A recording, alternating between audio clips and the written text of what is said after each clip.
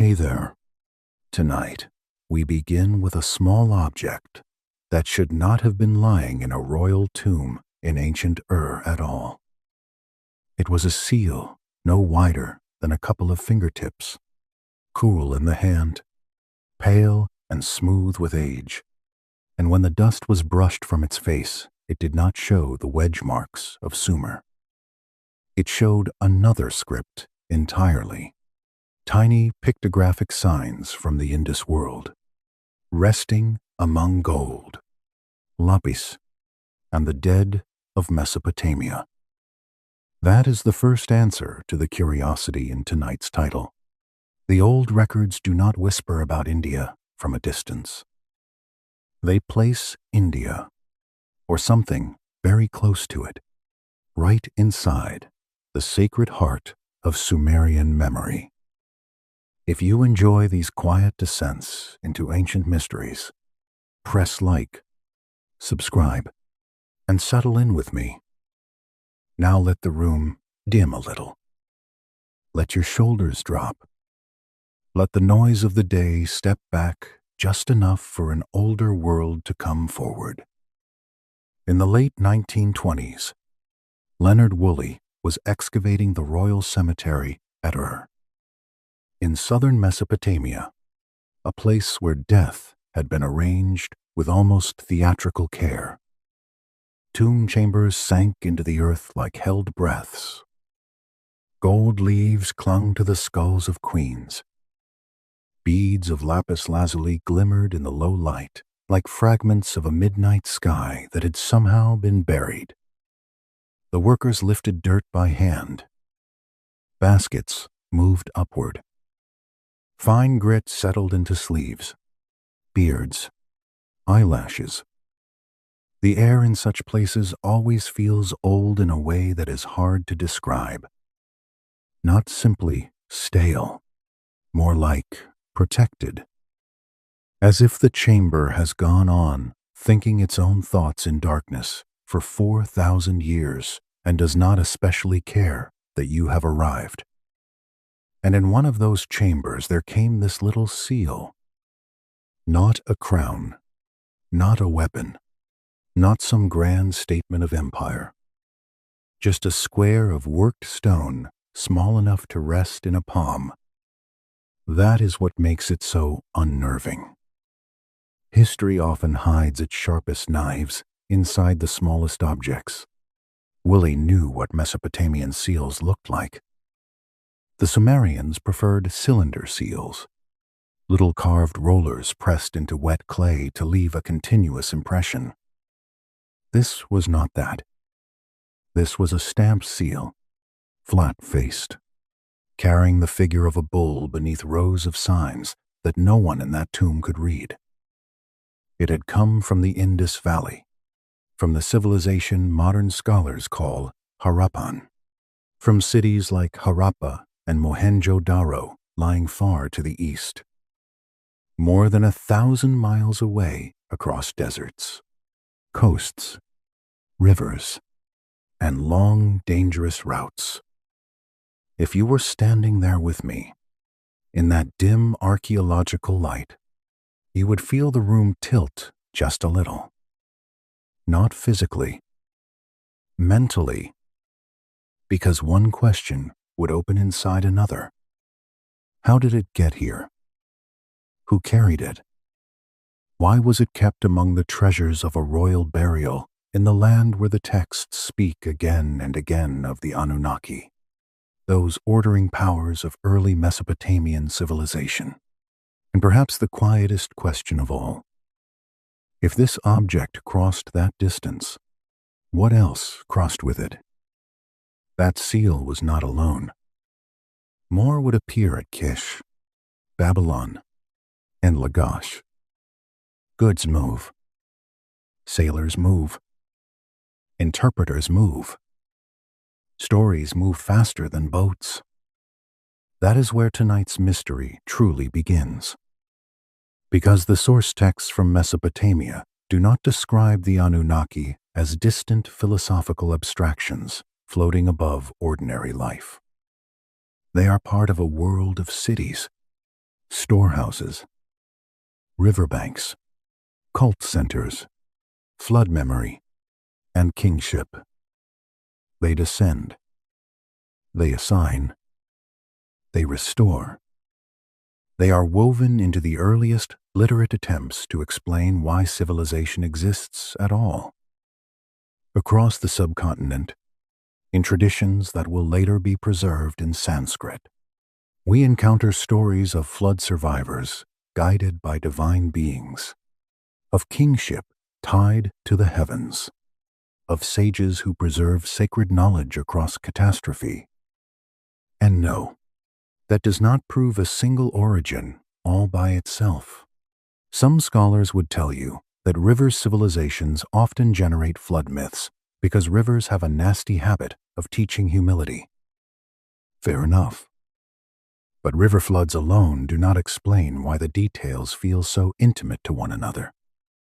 I have always found it strange that modern people are comfortable imagining ancient trade in gold, timber, ivory, lapis, and carnelian, yet become suddenly shy when the cargo might include ideas.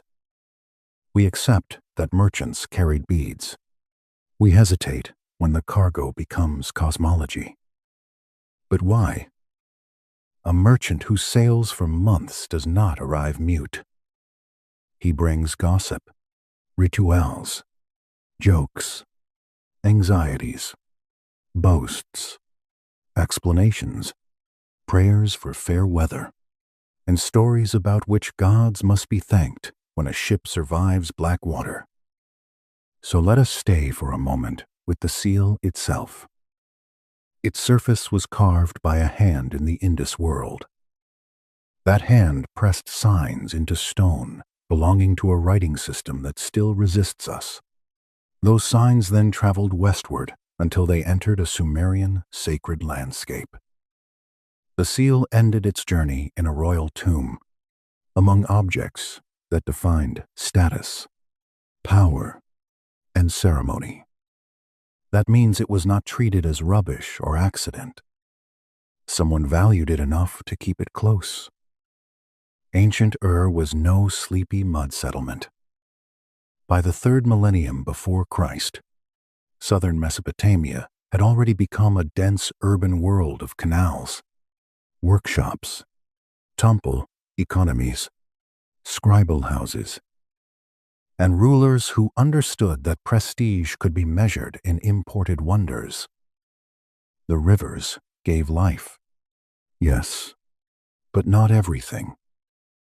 Mesopotamia had clay in abundance, reeds, fertile alluvial soil, and great administrative intelligence. But it lacked many of the raw materials elite culture demanded. Stone had to come from elsewhere. Metals had to come from elsewhere. Fine timber had to come from elsewhere. Exotic stones had to come from elsewhere. Civilization, for all its pride, was already dependent on distant horizons. And that dependence made the Sumerians outward-looking. Their tablets remember this very clearly. They name foreign lands not as dream geography, but as practical necessity. Tilmon, Magan, Meluha. Tilmon, generally associated with Bahrain and nearby eastern Arabian zones, was a threshold place. Magan is usually tied to Oman and the southeastern Arabian coast. Then farther beyond comes Meluha, more distant, more alluring, and for our purposes, more charged. The evidence strongly suggests that Meluha referred to the Indus Valley sphere or regions intimately tied to it. That is what Meluha does here. Once, Meluha becomes India, or close enough to India for the ancient trade reality to matter. The entire map changes. The Harappan seal in Ur stops looking accidental. The parallels in flood memory stop feeling like ships passing in separate fog. Contact becomes daily enough to create consequences. One of the best witnesses to that contact is Gudea of Lagash, a ruler from around the late 22nd century before Christ. He recorded temple building with such care that the texts almost become logistical hymns. In the great cylinders describing the construction of a temple for Ningirsu, he lists materials and their points of origin. From one land cedar, from another metal, from another stone, and from Meluha, bright carnelian, among other treasures. Carnelian is one of those materials that ancient texts mention so matter-of-factly that one can forget how much desire sits inside the word. It glows from within, amber and blood meeting in polished stone. Mesopotamia adored it. Royal burials adored it. Temple inventories adored it. And the finest sources for that stone during the 3rd millennium lay in the Indus sphere, especially around Gujarat. Archaeology has not left us guessing there. Carnelian beads found in Mesopotamian sites have been chemically and mineralogically traced to Indian sources. Finished beads, expertly shaped, drilled, and sometimes etched with pale designs, made through a specialized process associated with Harappan craftsmanship. When such beads appear in Sumerian royal and sacred contexts, they are not vague imports. They are signatures. Alongside carnelian, the Mesopotamian records speak of timber, ivory, gold dust, exotic woods, and goods arriving by boat from Meluha. Administrative texts note quantities and handlers with the driest possible tone, which is precisely why they are so convincing. One tablet records goods from the boats of Meluha. Another refers to a Meluha village, which may suggest a resident merchant community in Mesopotamia. Another mentions interpreters of Meluha. That last detail is wonderfully human. Interpreters, professionals standing between worlds, translating not only words but habits, prices, measures, and tempers. You do not hire interpreters for a civilization you barely know exists. You hire them when the relationship has become regular enough to need specialists. Now imagine the physical route. A ship leaves southern Mesopotamia, heavy with goods to trade and hopes not to sink. The river water changes taste as it nears the Gulf. Reeds thin out. Salt breath rises from the sea. The vessel pushes through the Persian Gulf, perhaps stopping in Dilmun, where supplies are replenished. Then on past Magan, farther toward the lands that Mesopotamian texts treat with increasing value and distance. Months may pass in the full round trip. Cargo sweats in the hold. By the time the ship reaches a Meluan port, everyone aboard has already earned the right to sound a little tired of wonder. And then the city appears. Not some primitive outpost waiting to be civilized, but an urban system with its own sophistication. Brick laid to standards. Streets laid out in grids. Drainage managed with a precision that still makes archaeologists blink. Craft workshops humming with repeated skilled labor. Weights and measures standardized across distances. Seals marking identity and authority in a visual language Mesopotamia could not itself read.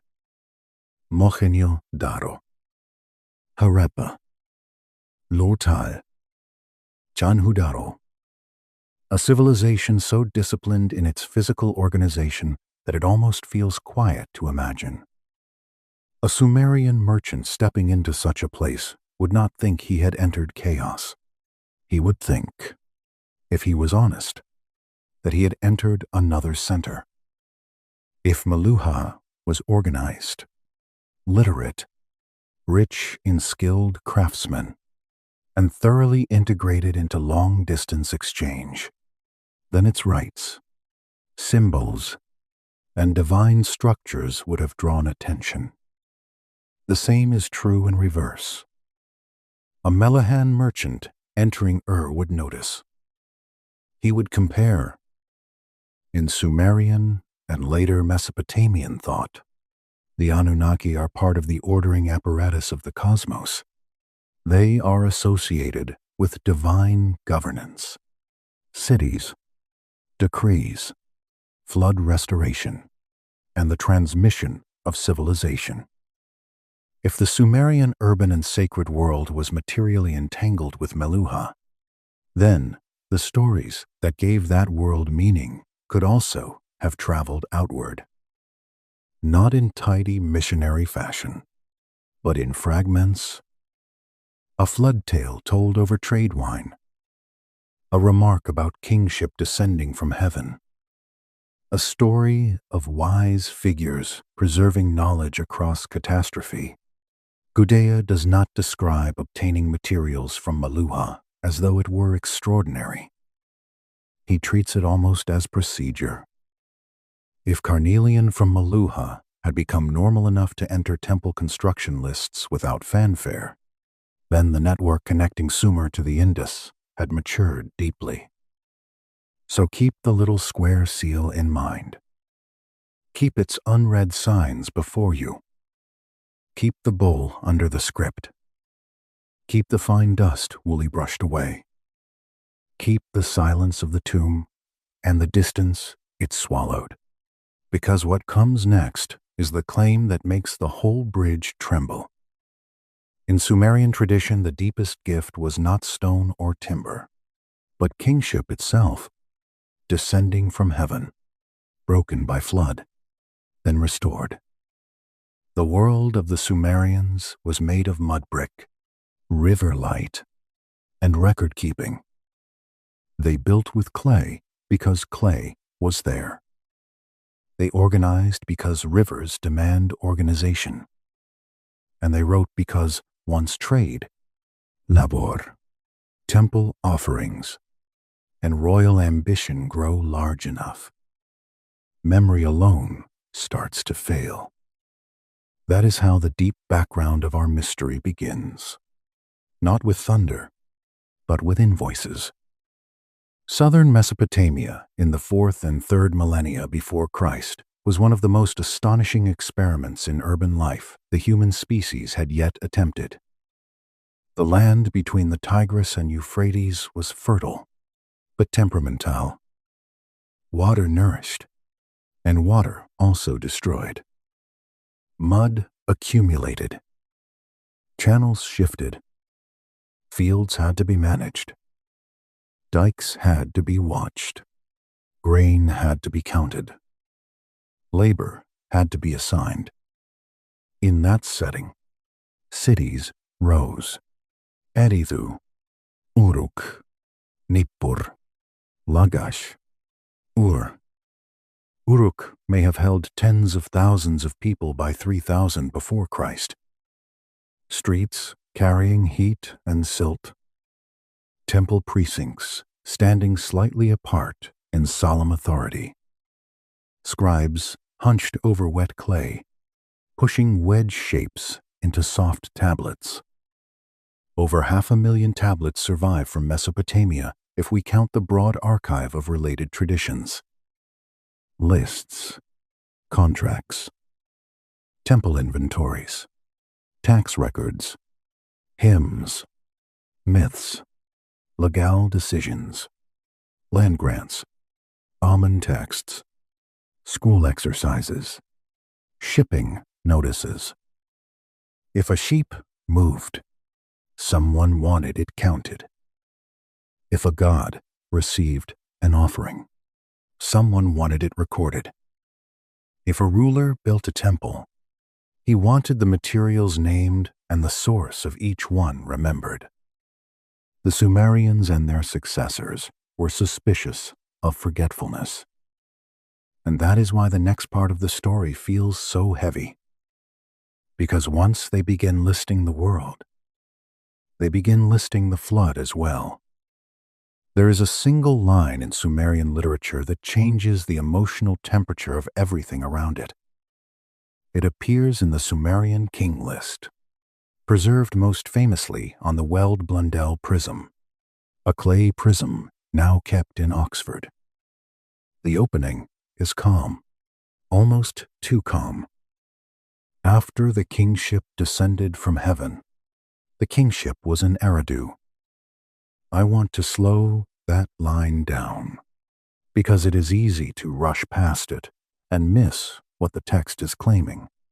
Not that kingship slowly evolved through ordinary human politics. Not that one tribe conquered another and decided to organize itself more elegantly. The text says, kingship descended from heaven. Descended. It came down. It was transmitted into the human world from above, and it arrived first in a city called Eridu. To a modern reader, that can sound metaphorical, and some scholars do read it in a strongly symbolic way. That is fair. Still, what matters for our story is how the tradition itself presents the claim. The king list does not wink at the audience. It does not say this is sacred poetry, or only allegory. It moves as though it is preserving a sequence. Cities, rulers, reign lengths, catastrophe, restoration. The earliest section of the list names kings whose reigns stretch across impossible spans, tens of thousands of years. Mainstream scholarship usually treats those numbers as symbolic.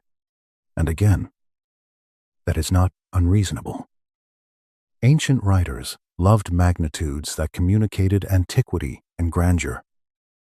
But then comes the hinge. The flood swept over. That is the dividing line. Before it, immense reigns and antediluvian rulers. After it, kingship descends again, and the numbers begin to shrink towards something closer to historical scale. That detail matters a great deal. The flood does not end kingship. It interrupts it. The institution survives because it is not human in origin. It is restored from the same divine source that first granted it. The world after the deluge is not brand new. It is a repaired version of an older order. And once you hear the story told that way, the Anunnaki take on a sharper contour. They are not just colorful gods in the background. They belong to the machinery of restoration. They are part of the divine order that preserves civilization through collapse. The flood narrative in Sumerian tradition survives only in fragments. But the fragments are powerful enough. In the Eridu Genesis, on a tablet now catalogued in Philadelphia, a righteous king named Ziusudra is warned by Enki, the god of wisdom and the deep waters. Enki does not prevent the catastrophe. He works around it. He warns the chosen survivor through the wall of a reed house. It is a wonderfully eerie image. Not a thunderbolt from the sky. Not some grand blazing revelation. A god speaking to a wall so that the man beyond it may hear without the decree being openly broken. Ziusudra builds the vessel. The flood comes. Winds and waters sweep over the cult centers. Time itself seems to narrow to storm, noise, darkness, and waiting. Then, after days of endless water, light appears again. He survives. He offers sacrifice. The gods respond. Order begins to gather itself. That story becomes more detailed in later Mesopotamian tradition. In the Epic of Gilgamesh, Utnapishtim tells of a vast flood sent by the gods, of a boat built to precise dimensions, of family, craftsmen, and living things taken aboard, of birds released after the storm to search for land, of the vessel resting on a mountain, of the survivor making offerings when dry ground finally appears. The emotional sequence matters as much as the plot. Warning. Constriction. Deluge. Silence. First land. Sacrifice. Renewal. Now drift eastward with me for a while. Across the plateau. Across the trade roads. Across the sea routes that the Melahan merchants knew, and into the traditions of India. There we meet Manu. He too receives a warning. He too is told that a flood is coming. He too is instructed to preserve life. In the oldest versions, a fish, later understood as Matsya, an avatar of Vishnu, tells him what must be done. Manu protects the fish when it is small. The fish grows. The relationship deepens. Then comes the revelation. Build the boat. Prepare. The waters will rise. And then, almost uncannily, the structure aligns again. Flood. Boat. Preservation. Survival. Mountain. Sacrifice. Restoration. That does not prove identity, and we should be honest enough to say so. Some scholars argue these are simply parallel river-valley stories. Great river civilizations know flood. Flood becomes myth. Fair. Yet what lingers is not merely the presence of flood. It is the architecture of the story. In both traditions, the survivor is warned by a divine figure associated with water and preservation. In both, the vessel is built in advance. In both, life and knowledge must be carried through catastrophe. In both, the boat comes to rest on sacred high ground. In both, offerings renew the broken relationship between humanity and the divine order. Archetypes can explain broad resemblance. They do not always explain so many matching joints. And timing matters. The long centuries of contact between Mesopotamia and the Indus sphere overlap with the periods during which these traditions were forming, being transmitted, and eventually written down. The point is not that one text copied the other line by line. The point is that the ancient world was porous enough for stories to meet, compare, blend, echo, and settle into local form while still preserving a common skeleton. You can almost imagine it. A Mesopotamian trader sitting in a foreign port after dusk, hearing from an Eastern counterpart that his people also remember a world-destroying flood and a chosen survivor saved by divine warning. The first reaction might not be reverence. It might be a laugh of disbelief. Then quiet. Then the slow realization that two distant shores have inherited the same fear and the same hope. The next parallel makes the atmosphere stranger still. The sages. Mesopotamian tradition remembers the Apkallu. the great culture bearing sages of the age before the flood. They are linked to wisdom, sacred arts, civilizing knowledge, and the transmission of order into the human sphere. Some traditions make them half fish or liminal beings emerging from water. They advise kings. They teach writing, measure, ritual, building, intelligent order. They stand between divine source and human city. Indian tradition preserves the Saptarishi, the seven sages, bearers of sacred knowledge through cycles of destruction and renewal. They preserve revelation. They carry memory. They remain points of continuity when worlds break and have to be gathered again. 7 in both worlds. Sages in both worlds. Knowledge preserved through catastrophe in both worlds. At a certain point, coincidence begins to feel lazy. Again, this is not a courtroom. We are not going to force an absolute verdict where the evidence remains old and partial, but we can let the weight of the pattern settle honestly. Flood survivor. Divine warning. Restoration of order. 7 preservers of sacred knowledge. Waters as source of wisdom. Kingship as something received rather than invented. These are not tiny accidental overlaps.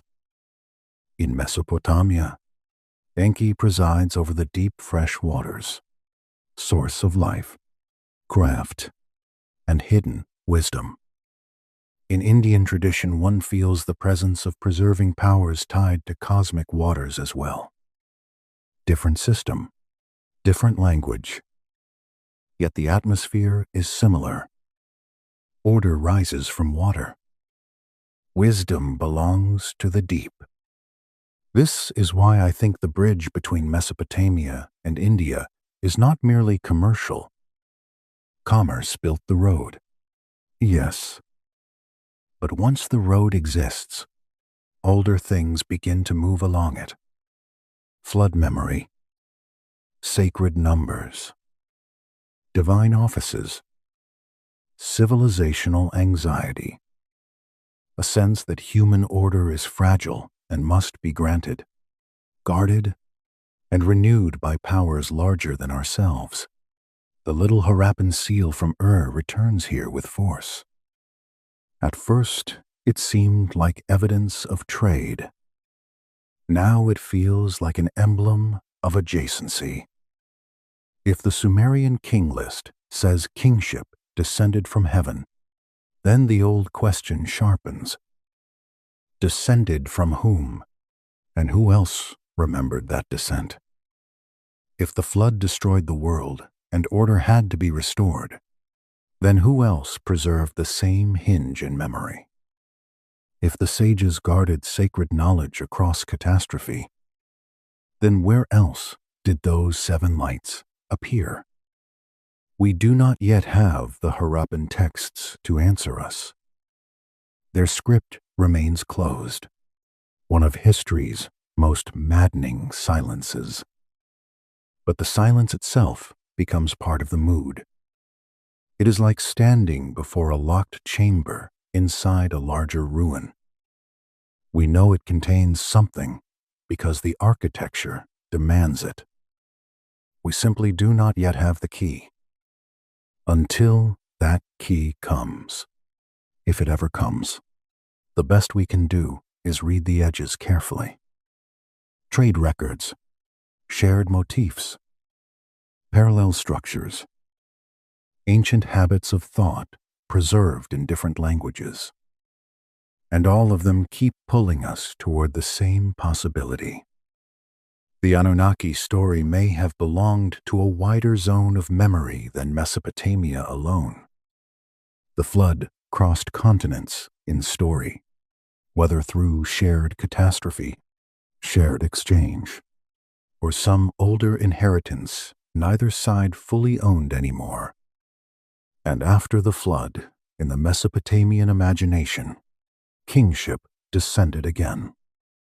Not invented, restored. That is a chilling idea when you say it softly enough. It means civilization, in this view, is not progress from below. It is recovery from above. Stay with that for a moment. The room is quieter now. The fire is lower. Clay tablets wait in museum light. A prism in Oxford still holds its impossible sequence of rulers and flood. A damaged tablet in Philadelphia still preserves Encus warning through the wall of a reed house. Sanskrit memory still carries Manu across waters toward the mountain. And somewhere between those traditions, perhaps moving on the same routes as carnelian and timber, lies the old idea that human order did not simply begin. It had to be brought back after the world was broken. From here, the path grows stranger, because flood and kingship are only part of the pattern. Waiting beyond them are the 7 who came before, the sages who carried civilization itself across the darkness. There is something wonderfully unsettling about the number 7 when it appears in old religious memory. It does not arrive like an accident. It arrives like furniture that was always supposed to be in the room. 7 gates, 7 days, 7 judges, 7 stars, 7 sages. Ancient people kept reaching for that number when they wanted to say that order had structure, that knowledge had guardians. That catastrophe would not erase everything, because some measured portion of memory had been set aside in advance. In Mesopotamia, those guardians appear in the form of the Apkallu, the great sages associated with the world before the flood. They are not remembered as ordinary scholars, sitting quietly with reed pens and aching backs, though I suspect even divine wisdom would eventually lead to sore shoulders if you spent long enough leaning over clay. They stand in a stranger space, half historical, half luminous, part advisor, part civilizing force. They belong to that early period when the world of cities still felt new, and the distance between the human and the divine was imagined as thinner than it would later become. The traditions vary in detail, as old traditions always do, but the broad shape remains steady. Before the flood, before the break, before the long interruption of order, there were 7 wise figures who served the first kings and carried sacred knowledge into human life. In some sources they are linked with fish imagery or aquatic form.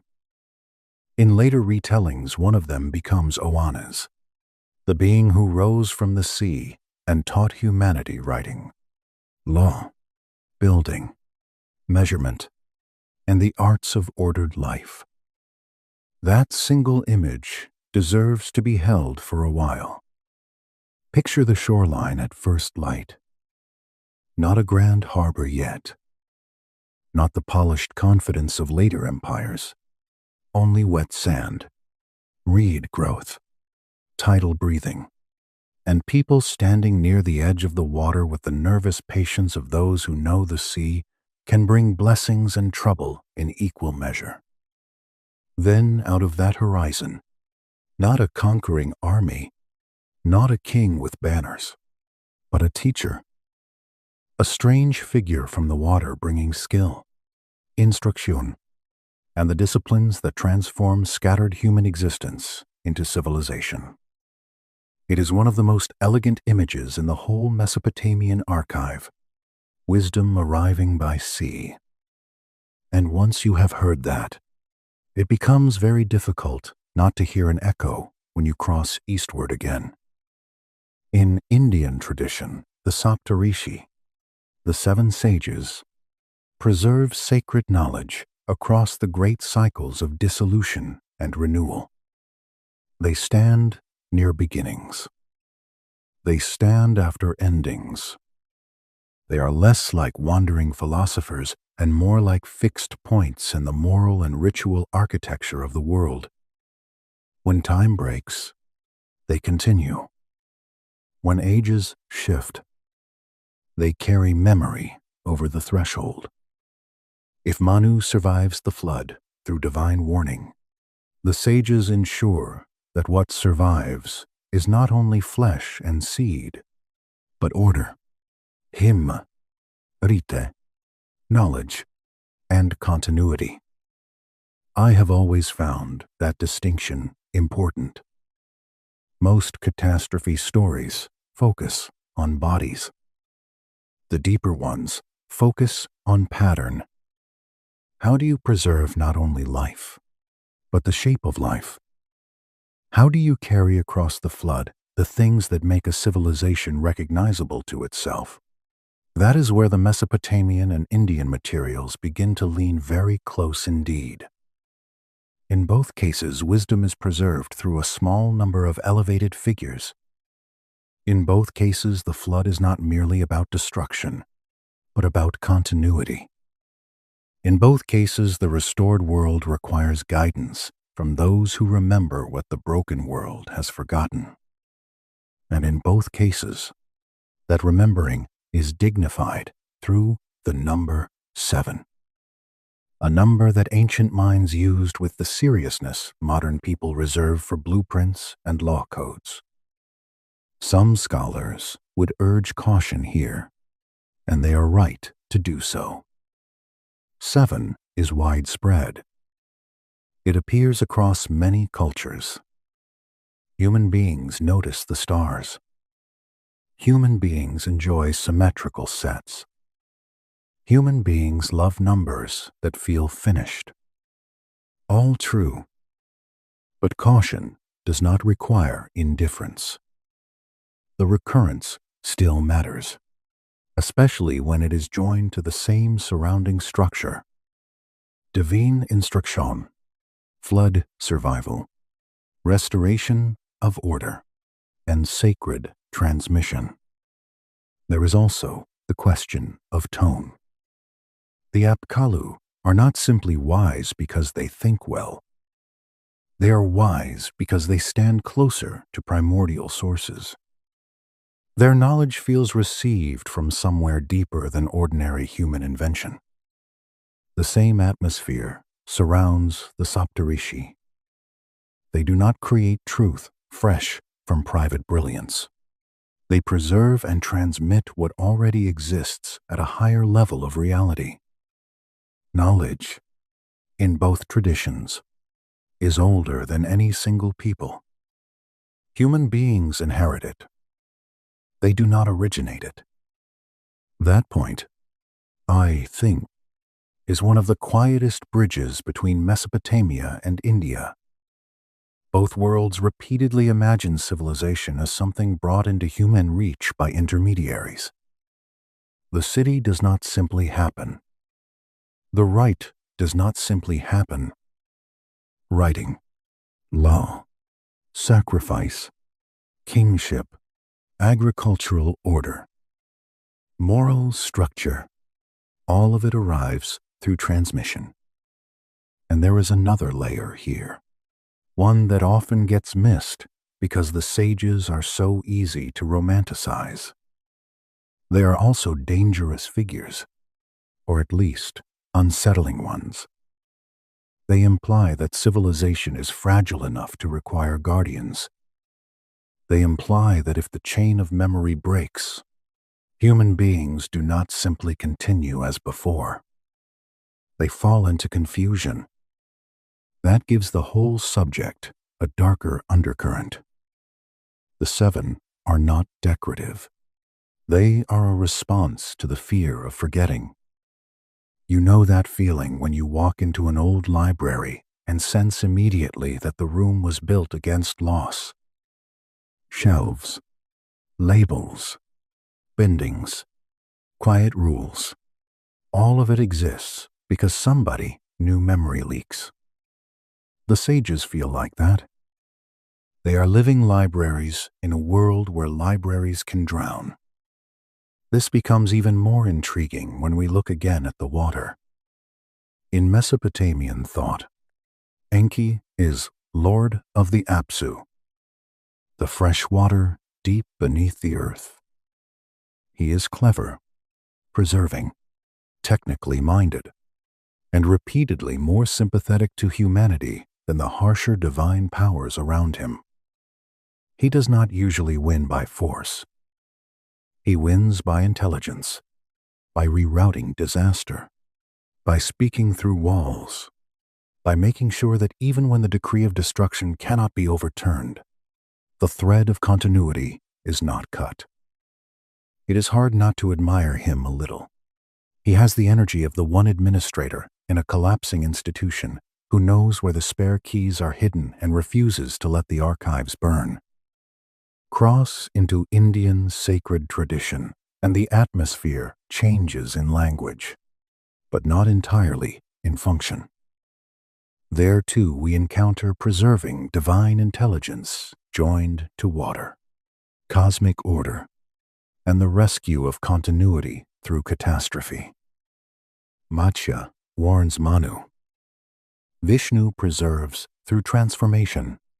Varuna governs waters and law in older strata of Vedic thought with a dignity that feels older than mere weather. Again, one must not flatten all differences.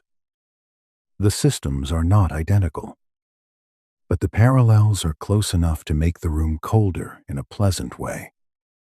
Varuna especially deserves more attention than he usually gets in popular retellings. Modern people often know Indra better because thunder is flashy and scholars are no different from children in their attraction to loud things. Varjuna is quieter, older feeling, sovereign over cosmic order, moral bonds, and the unseen cords that hold reality together. He is the kind of deity who does not need to shout because the structure of the world already speaks in his favor. If you place Varuna and Enki side by side, not as twins, but as deep presences in their respective worlds, the family resemblance is difficult to ignore. Both are tied to waters beneath or around the world. Both are associated with knowledge beyond ordinary reach. Both govern order in ways subtler than battlefield glory. Both carry an atmosphere of hidden law rather than theatrical conquest. And hidden law is exactly what our story needs next. Because the more one reads these traditions slowly, the more it becomes clear that what is being transferred across flood, across trade, across sages, across divine offices, is not only story. It is a theory of civilization, a theory that says the human world survives only when it remains aligned with patterns older than itself. That idea appears in Sumer through the concept of the me, the divine ordinances or powers by which civilization is structured.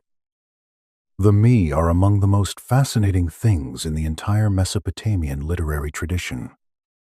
They include kingship, priesthood, craft, truth, art, ritual office, and the many ordered capacities that make urban life more than a crowd around grain.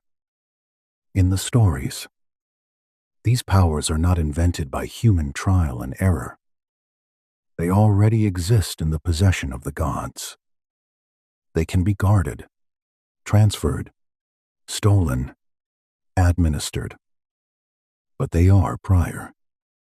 Again, the same unsettling principle. Civilization has a source above the human level. In Indian thought, the exact categories differ, but the underlying intuition remains alive in ideas of cosmic order, of dharma, of revealed structure. of rites that align human activity with a deeper reality not made by human preference. The names are different. The philosophical development is different. The literary textures are different. Yet, the common intuition remains. Human order must harmonize with a more ancient order if it is to endure.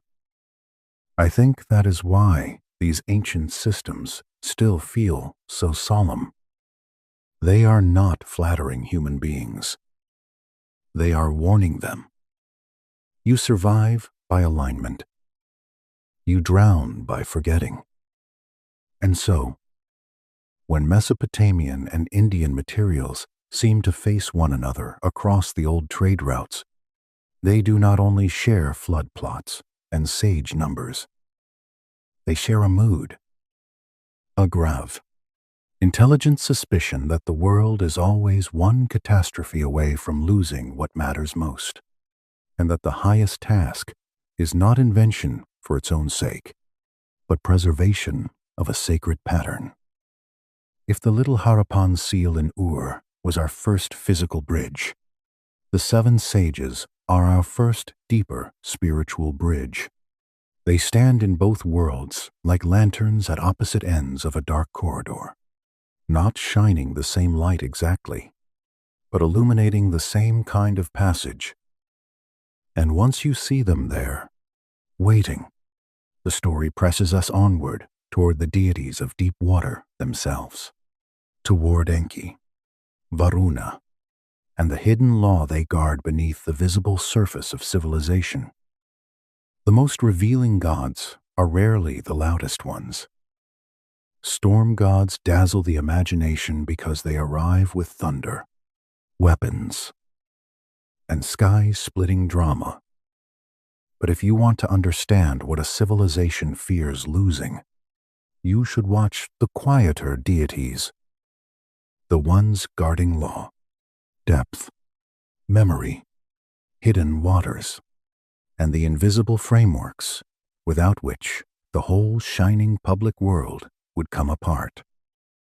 That is where our path now leads, into the darker, calmer company of Enki and Varuna. In the Sumerian world, Enki belongs to the deep, not the chaotic sea in the rough emotional sense, but the fresh water abyss beneath the earth. The Apsu, hidden, fertile, and intelligent. His home is not imagined as some vague cloud palace. It is a specific kind of place, submerged, chambered, full of stored power and ordered potential. He keeps the me there, those precious civilizational ordinances we lingered over a moment ago. He is the keeper of blueprints, one might say, though the phrase is almost too dry for him. Enki feels more intimate than a blueprint, more like the one who knows how the hidden pipes of the cosmos run behind the walls. I have always liked him for that. He feels like a god who understands maintenance, which is to say, he understands reality. In flood narratives, he preserves life not by abolishing judgment, but by preserving continuity through it. In stories of culture, he distributes knowledge. In stories of conflict, he often solves what the others are too rigid to solve. He is not innocent. Ancient gods are never tidy enough for innocence. But he is preserving. He is subtle. He is the sort of power a fragile civilization would dream up if it knew very well that survival depends less on heroics than on someone wise enough to keep the channels open. Varuna, in early Indian thought, carries a similarly deep stillness. He is not only a water god in the simple sense, though waters belong to him. He governs cosmic order, oath, moral binding, and the unseen cords that hold reality together. He sees what is hidden, He knows what has been broken. He belongs to the great invisible dignity of things remaining in right relation. To read the older hymns with patience is to realize that Varuna is not merely a character. He is atmosphere. He is the sense that the world has law before human law begins speaking. Put those two presences beside one another, and you begin to feel why this comparison continues to trouble the edges of scholarship. Not because Enki and Varuna are identical. They are not. Their stories grow in different soils. Their liturgical worlds develop in different directions. But the kind of divine importance they carry is strikingly similar. Hidden waters, ancient ardor, preserving intelligence, moral and cosmic structure, a truth deeper than visible kings. And if you were standing here with me, I think this is the point where the old trade routes would begin to feel more than mercantile. Because it is one thing for Carnelian to move from Gujarat into Mesopotamian temples. It is another for a whole mode of sacred thinking to move with equal patience. Not copied outright, perhaps. More like recognized. One civilization hearing in another the sound of something already dimly familiar. This is where we should linger over the emotional texture of water in both worlds. Modern people often reduce sacred waters to symbolism and leave it at that, as though calling something symbolic means it matters less. Ancient people would have laughed at that. Water was not a decorative metaphor. It was life, judgment, memory, purification, danger, root, agriculture, concealment, and rebirth all at once. Civilizations built on rivers do not fantasize about water casually. In Mesopotamia, the flood comes through water. Wisdom speaks through a wall because of water. The Abzu stores power beneath everything in water. In Indian tradition, primal waters, purifying waters, flood waters, and preserving waters all carry the texture of beginnings and endings. The fish warns.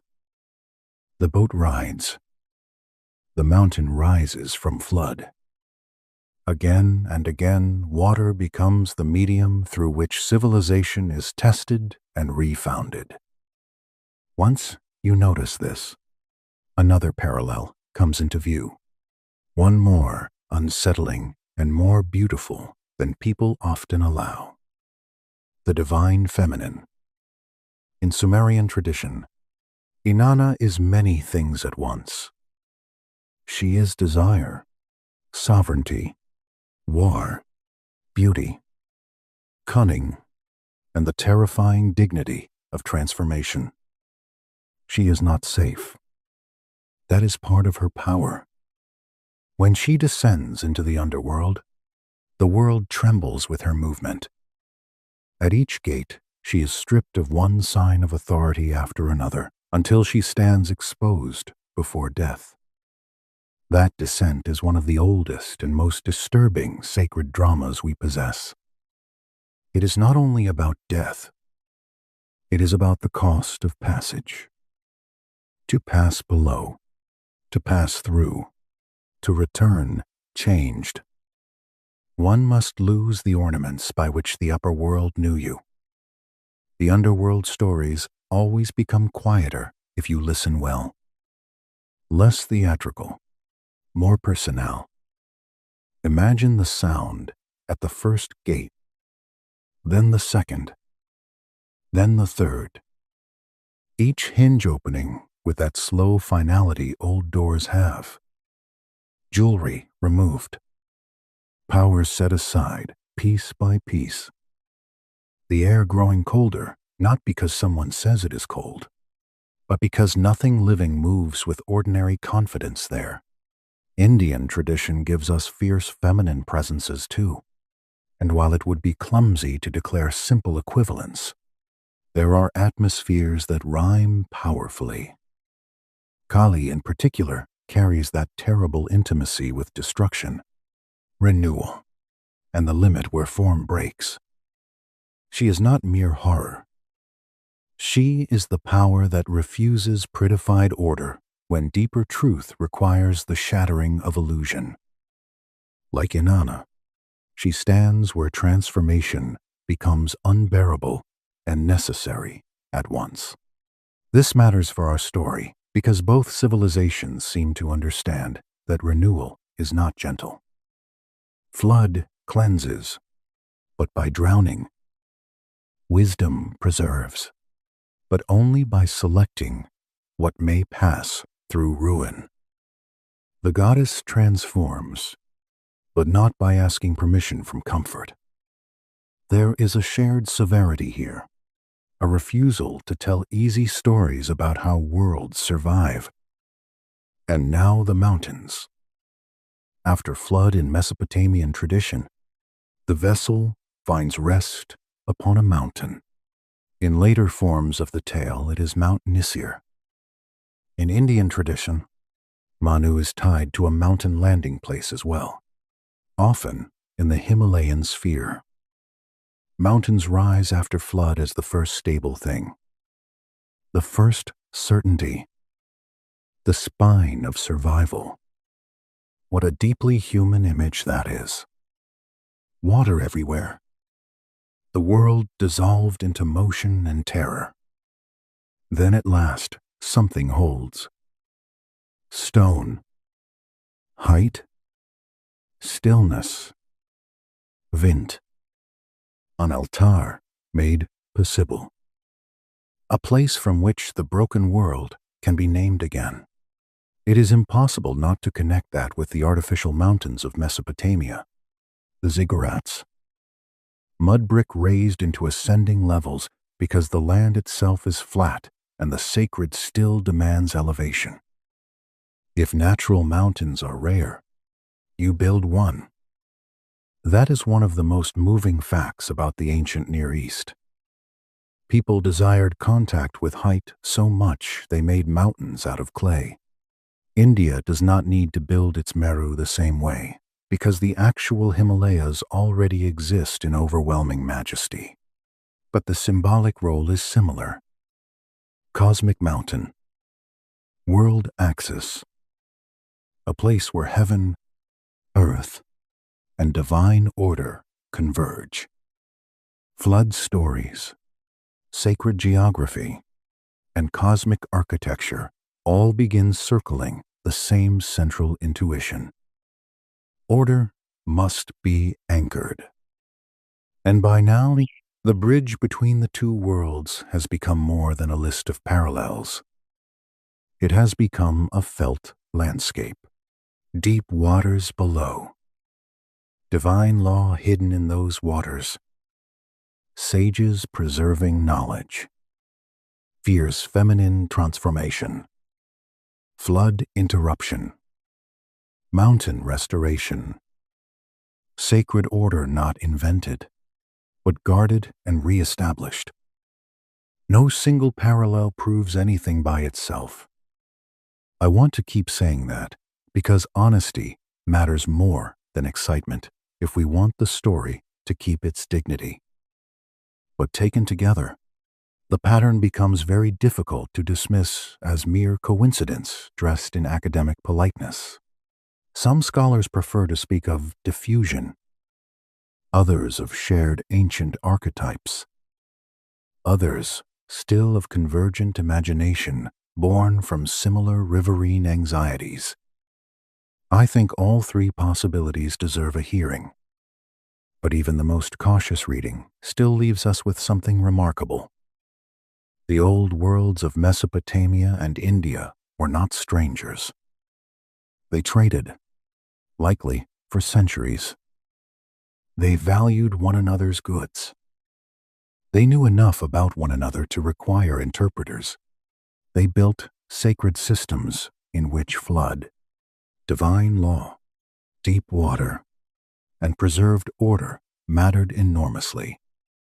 Under such conditions, it would be stranger if stories did not travel than if they did. The little seal from now feels very far away and very close. Far away because we have descended into such ancient layers of meaning. Close because that seal remains the physical fact that keeps all this from floating away into pleasant speculation. Somebody from the Indus world was present enough in Mesopotamia for their script to enter royal burial. That simple fact gives every theological parallel more weight. And yet we are not finished. There is still a more earthly road to walk, across mountains, deserts, and merchant routes, into the strange Sumerian memory of Aratta, that distant rich land rival to Uruk, and into later Indian traditions of transmitted wisdom that may preserve another faded trace of this east-west bridge. The waters below have spoken. Now the high roads between civilizations wait for us, carrying messengers, precious stones, and perhaps the oldest stories of all. We should also pause over the simple physical contrast between the two landscapes, because it makes the parallels feel even stranger. Mesopotamia is low, river-fed, silt-heavy, a world where the horizon lies open and elevation must be manufactured.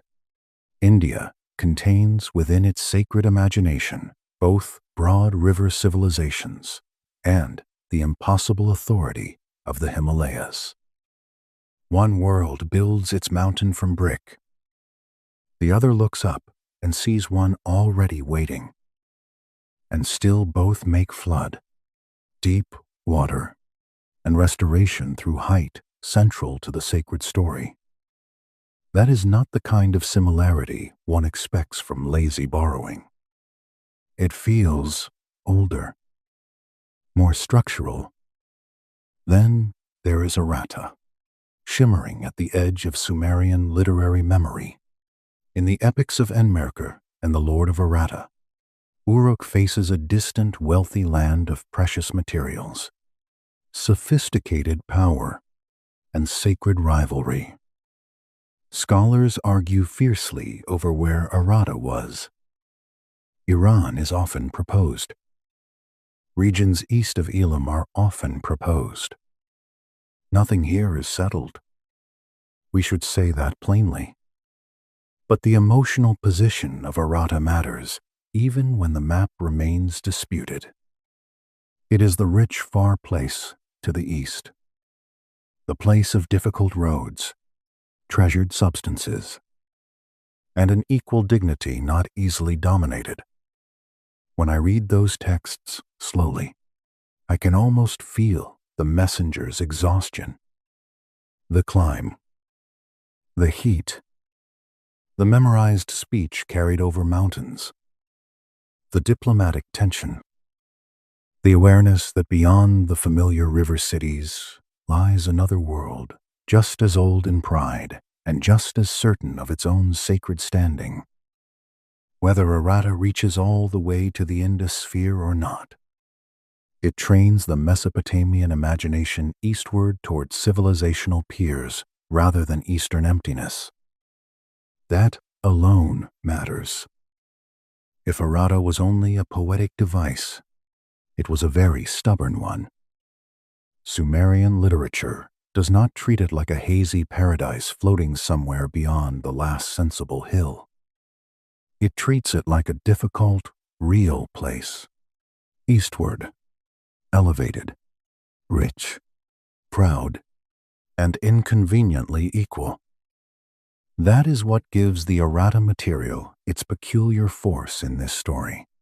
We are not dealing with a heaven. We are dealing with a rival. In the poems of Enmerkar and the Lord of Aratta, and in related narratives, Uruk does not simply speak into emptiness. It sends words toward a distant land whose rulers can answer back.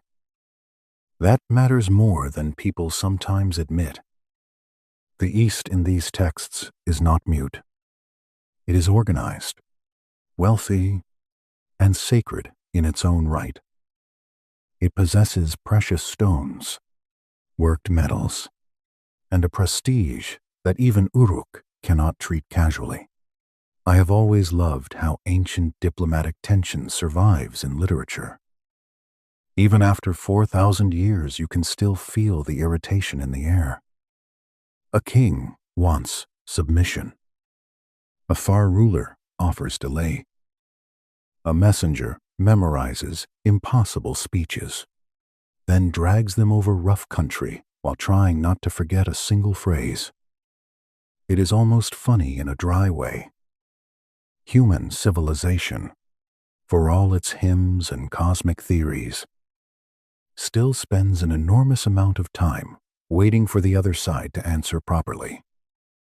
And in the errata texts, the road itself becomes part of the drama.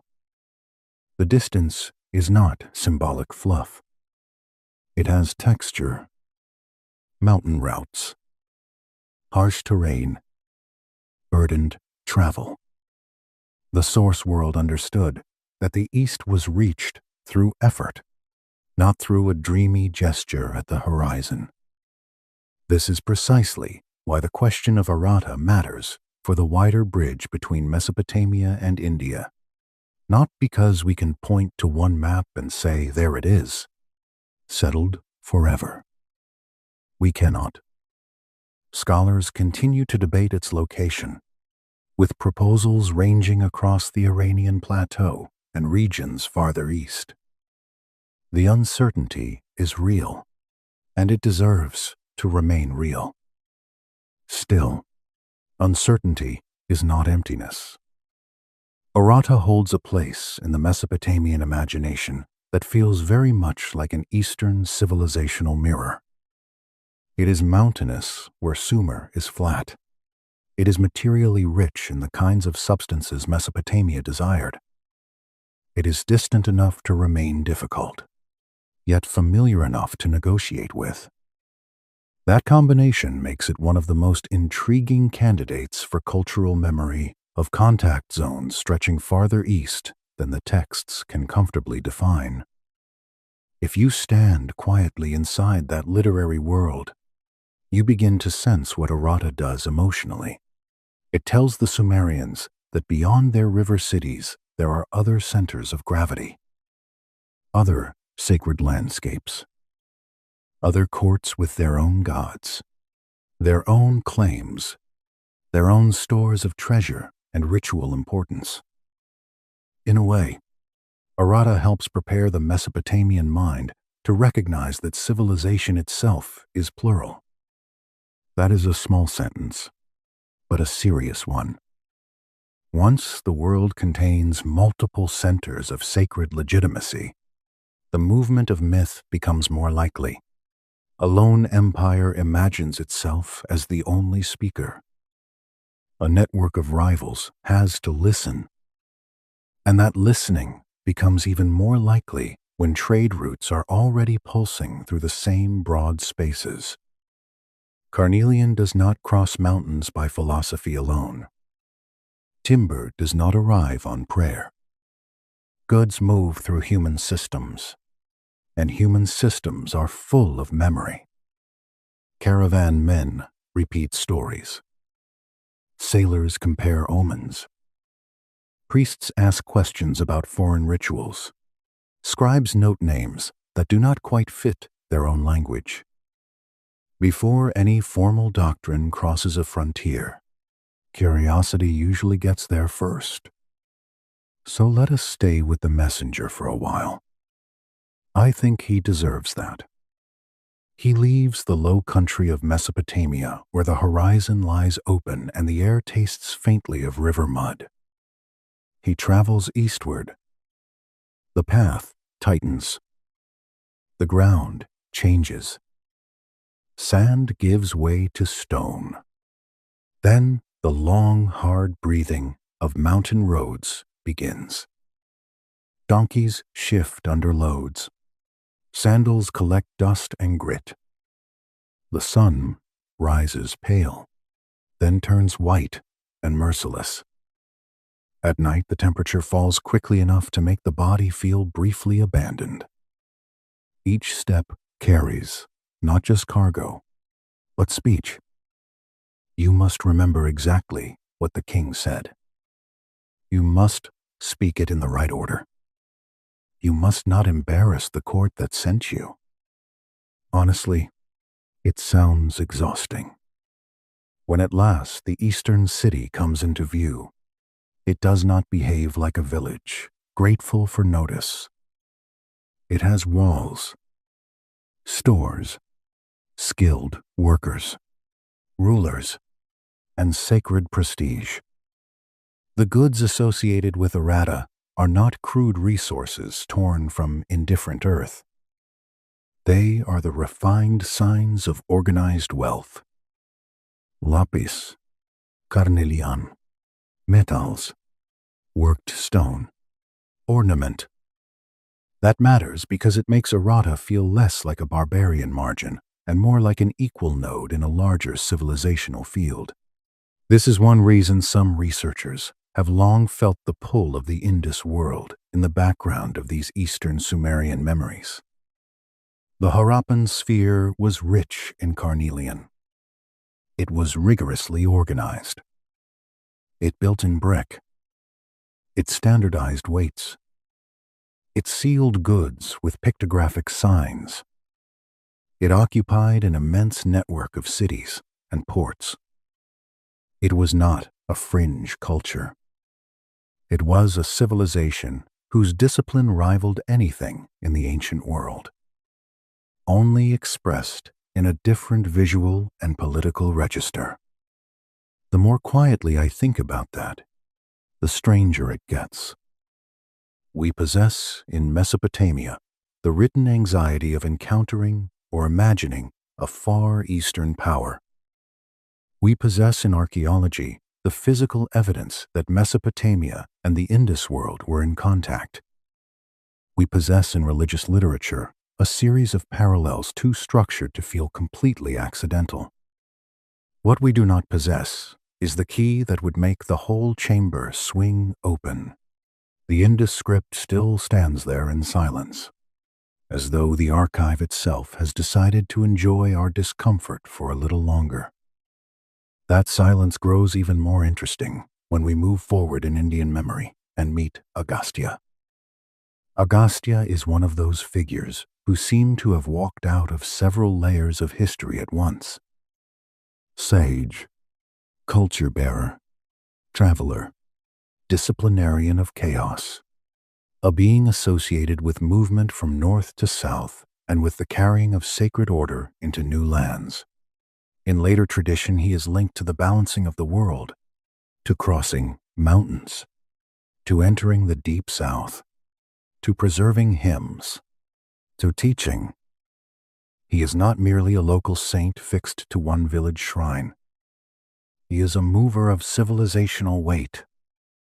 Now, I want to be careful here, because this is exactly the sort of area where people start speaking too confidently and end up sounding like they are trying to sell a mystery instead of understand one. We cannot simply declare that Agastya is a memory of Mesopotamian contact, or of Harappan refugees, or of Western seaborne sages. That would be much too neat. But it is fair to say that Agastya occupies a role that invites comparison with transmission traditions born from cultural movement after disruption. He enters a landscape.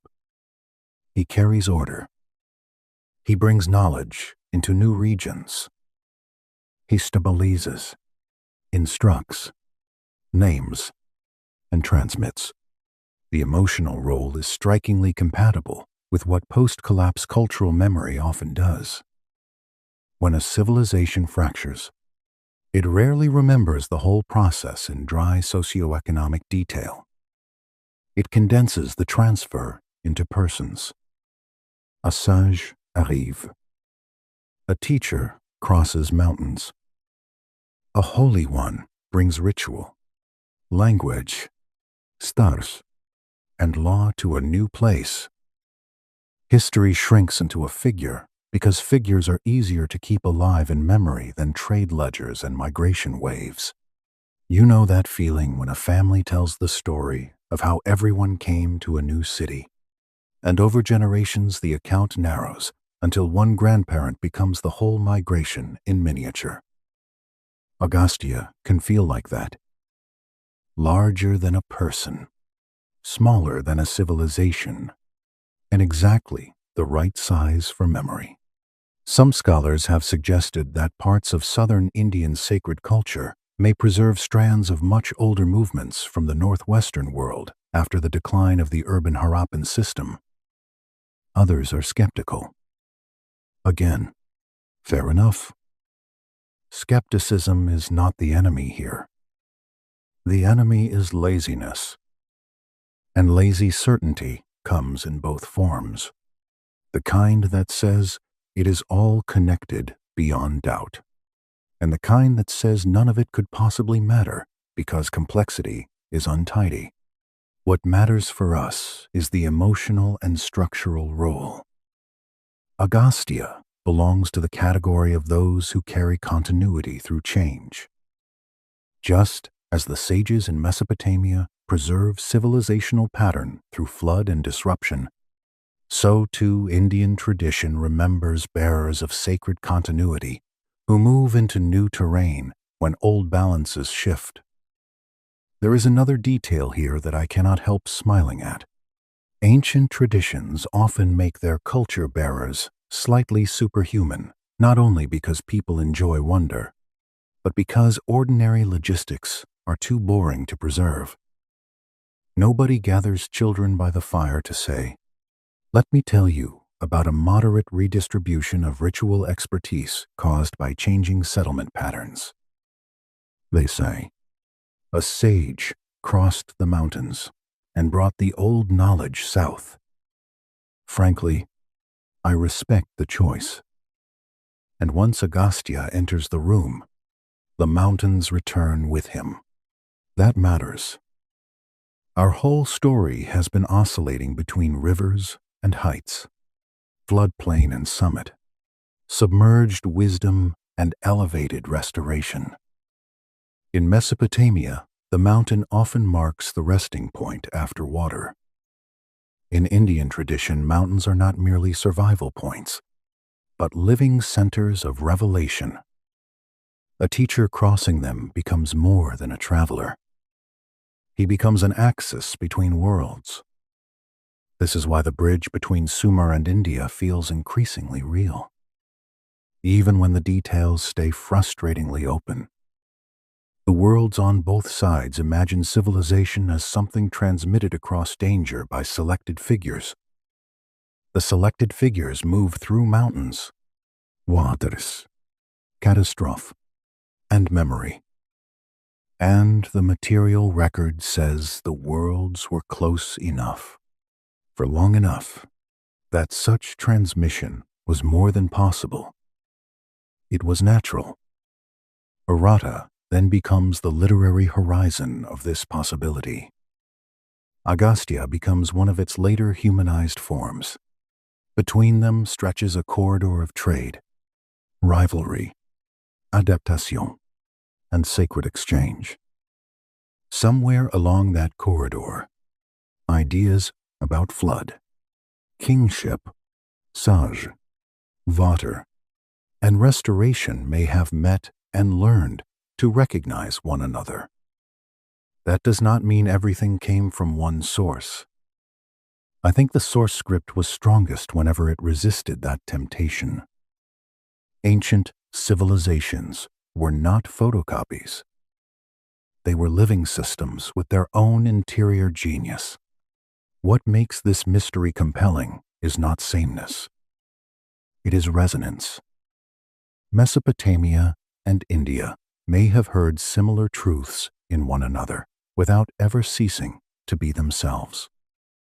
If Errata points eastward toward a world of rival sacred wealth, And if Agastya preserves the memory of knowledge carried into new civilizational ground, then the bridge we have been tracing begins to feel less theoretical. It gains footsteps, caravan dust, salt on ship ropes, stone weights, translator pauses, offerings made in unfamiliar temples, sacred names spoken with foreign accents. And all of it leads us toward the final chamber of the mystery, the place where evidence becomes most maddening and most promising at once. The undeciphered signs of the Indus script, the unread archive, the locked answer that may yet tell us whether the old stories on both sides of this bridge were passing strangers or kin separated by flood, distance, and time. At the center of this whole mystery, there is a silence shaped like writing. We can circle it. We can bring trade records, flood stories, sage, mountains, eastern rival lands, and culture-bearing figures right up to its threshold. But when we finally reach the Indus script itself, the door remains closed. Tiny signs pressed or carved onto seals, tablets, tags, copper pieces, pottery, and ritual objects continue to look back at us with the calm confidence of a language that does not need our permission to remain unread. I find that almost unbearably haunting. The Mesopotamian world speaks to us in thousands upon thousands of clay tablets. We know their contracts, hymns, complaints, boasts, grain tallies, flood traditions, school exercises, and royal anxieties. The Indus world, by contrast, gives us signs and then folds its arms. A bull, a unicorn-like beast, a short row of symbols, silence. Recently, computer scientists, epigraphers, and statistical linguists ran the full known corpus of Indus signs through advanced pattern recognition models to test whether the script behaves more like language, emblematic marking, or something in between.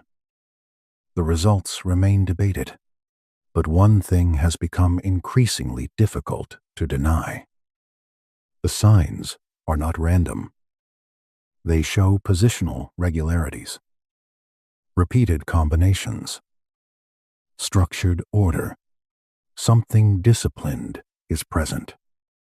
Whether that something records speech fully, encodes names and titles, or works in a more compressed administrative mode remains uncertain. But uncertainty is not emptiness. The script knows what it is doing. We are the ones still standing outside. And that matters tremendously for our story. Because until the script opens, the deepest answer about Sumer and ancient India remains suspended. We know the two worlds were in contact. That is not speculation now. It is written in trade lists, buried in carnelian chemistry, sealed in imported objects, and preserved in references to Meluha and its interpreters. We know the cosmological parallels are substantial enough to demand attention. We know the flood stories, sage tradition, water deities, and sacred geographies resonate with one another in ways that exceed casual coincidence. But the Indus texts, if texts they are in the fullest sense, have not yet testified. So we are left doing what ancient people often had to do, reading the edges of a lost center. Let us return once more to the seal in Ur, because I think it deserves the last candlelight. It lay in a royal Mesopotamian burial among grave goods that defined prestige and cosmic seriousness. Its signs were not cuneiform. Its image came from another civilizational grammar. The person who placed it there, whether as treasure, amulet, diplomatic object, or inherited wonder, made a choice. That choice turned a small carved stone into a bridge strong enough to outlast empires. The source transcript was wise to begin there. A giant theory resting on a little object feels almost more believable than one resting on grand speeches, because ancient history so often survives in this exact way.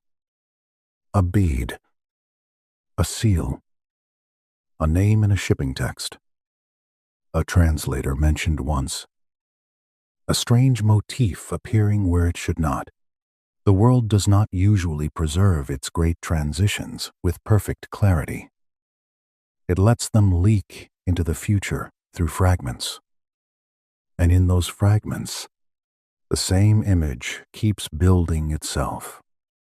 On the Mesopotamian side, we have kingship descending from heaven, flood interruption, Enki preserving continuity, sages carrying civilizational order, and eastern lands rich enough to rival Uruk's pride.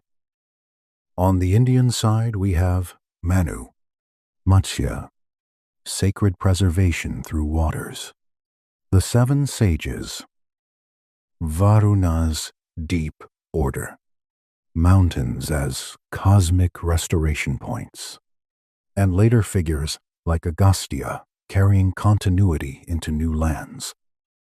Between them, materially and undeniably, stands trade.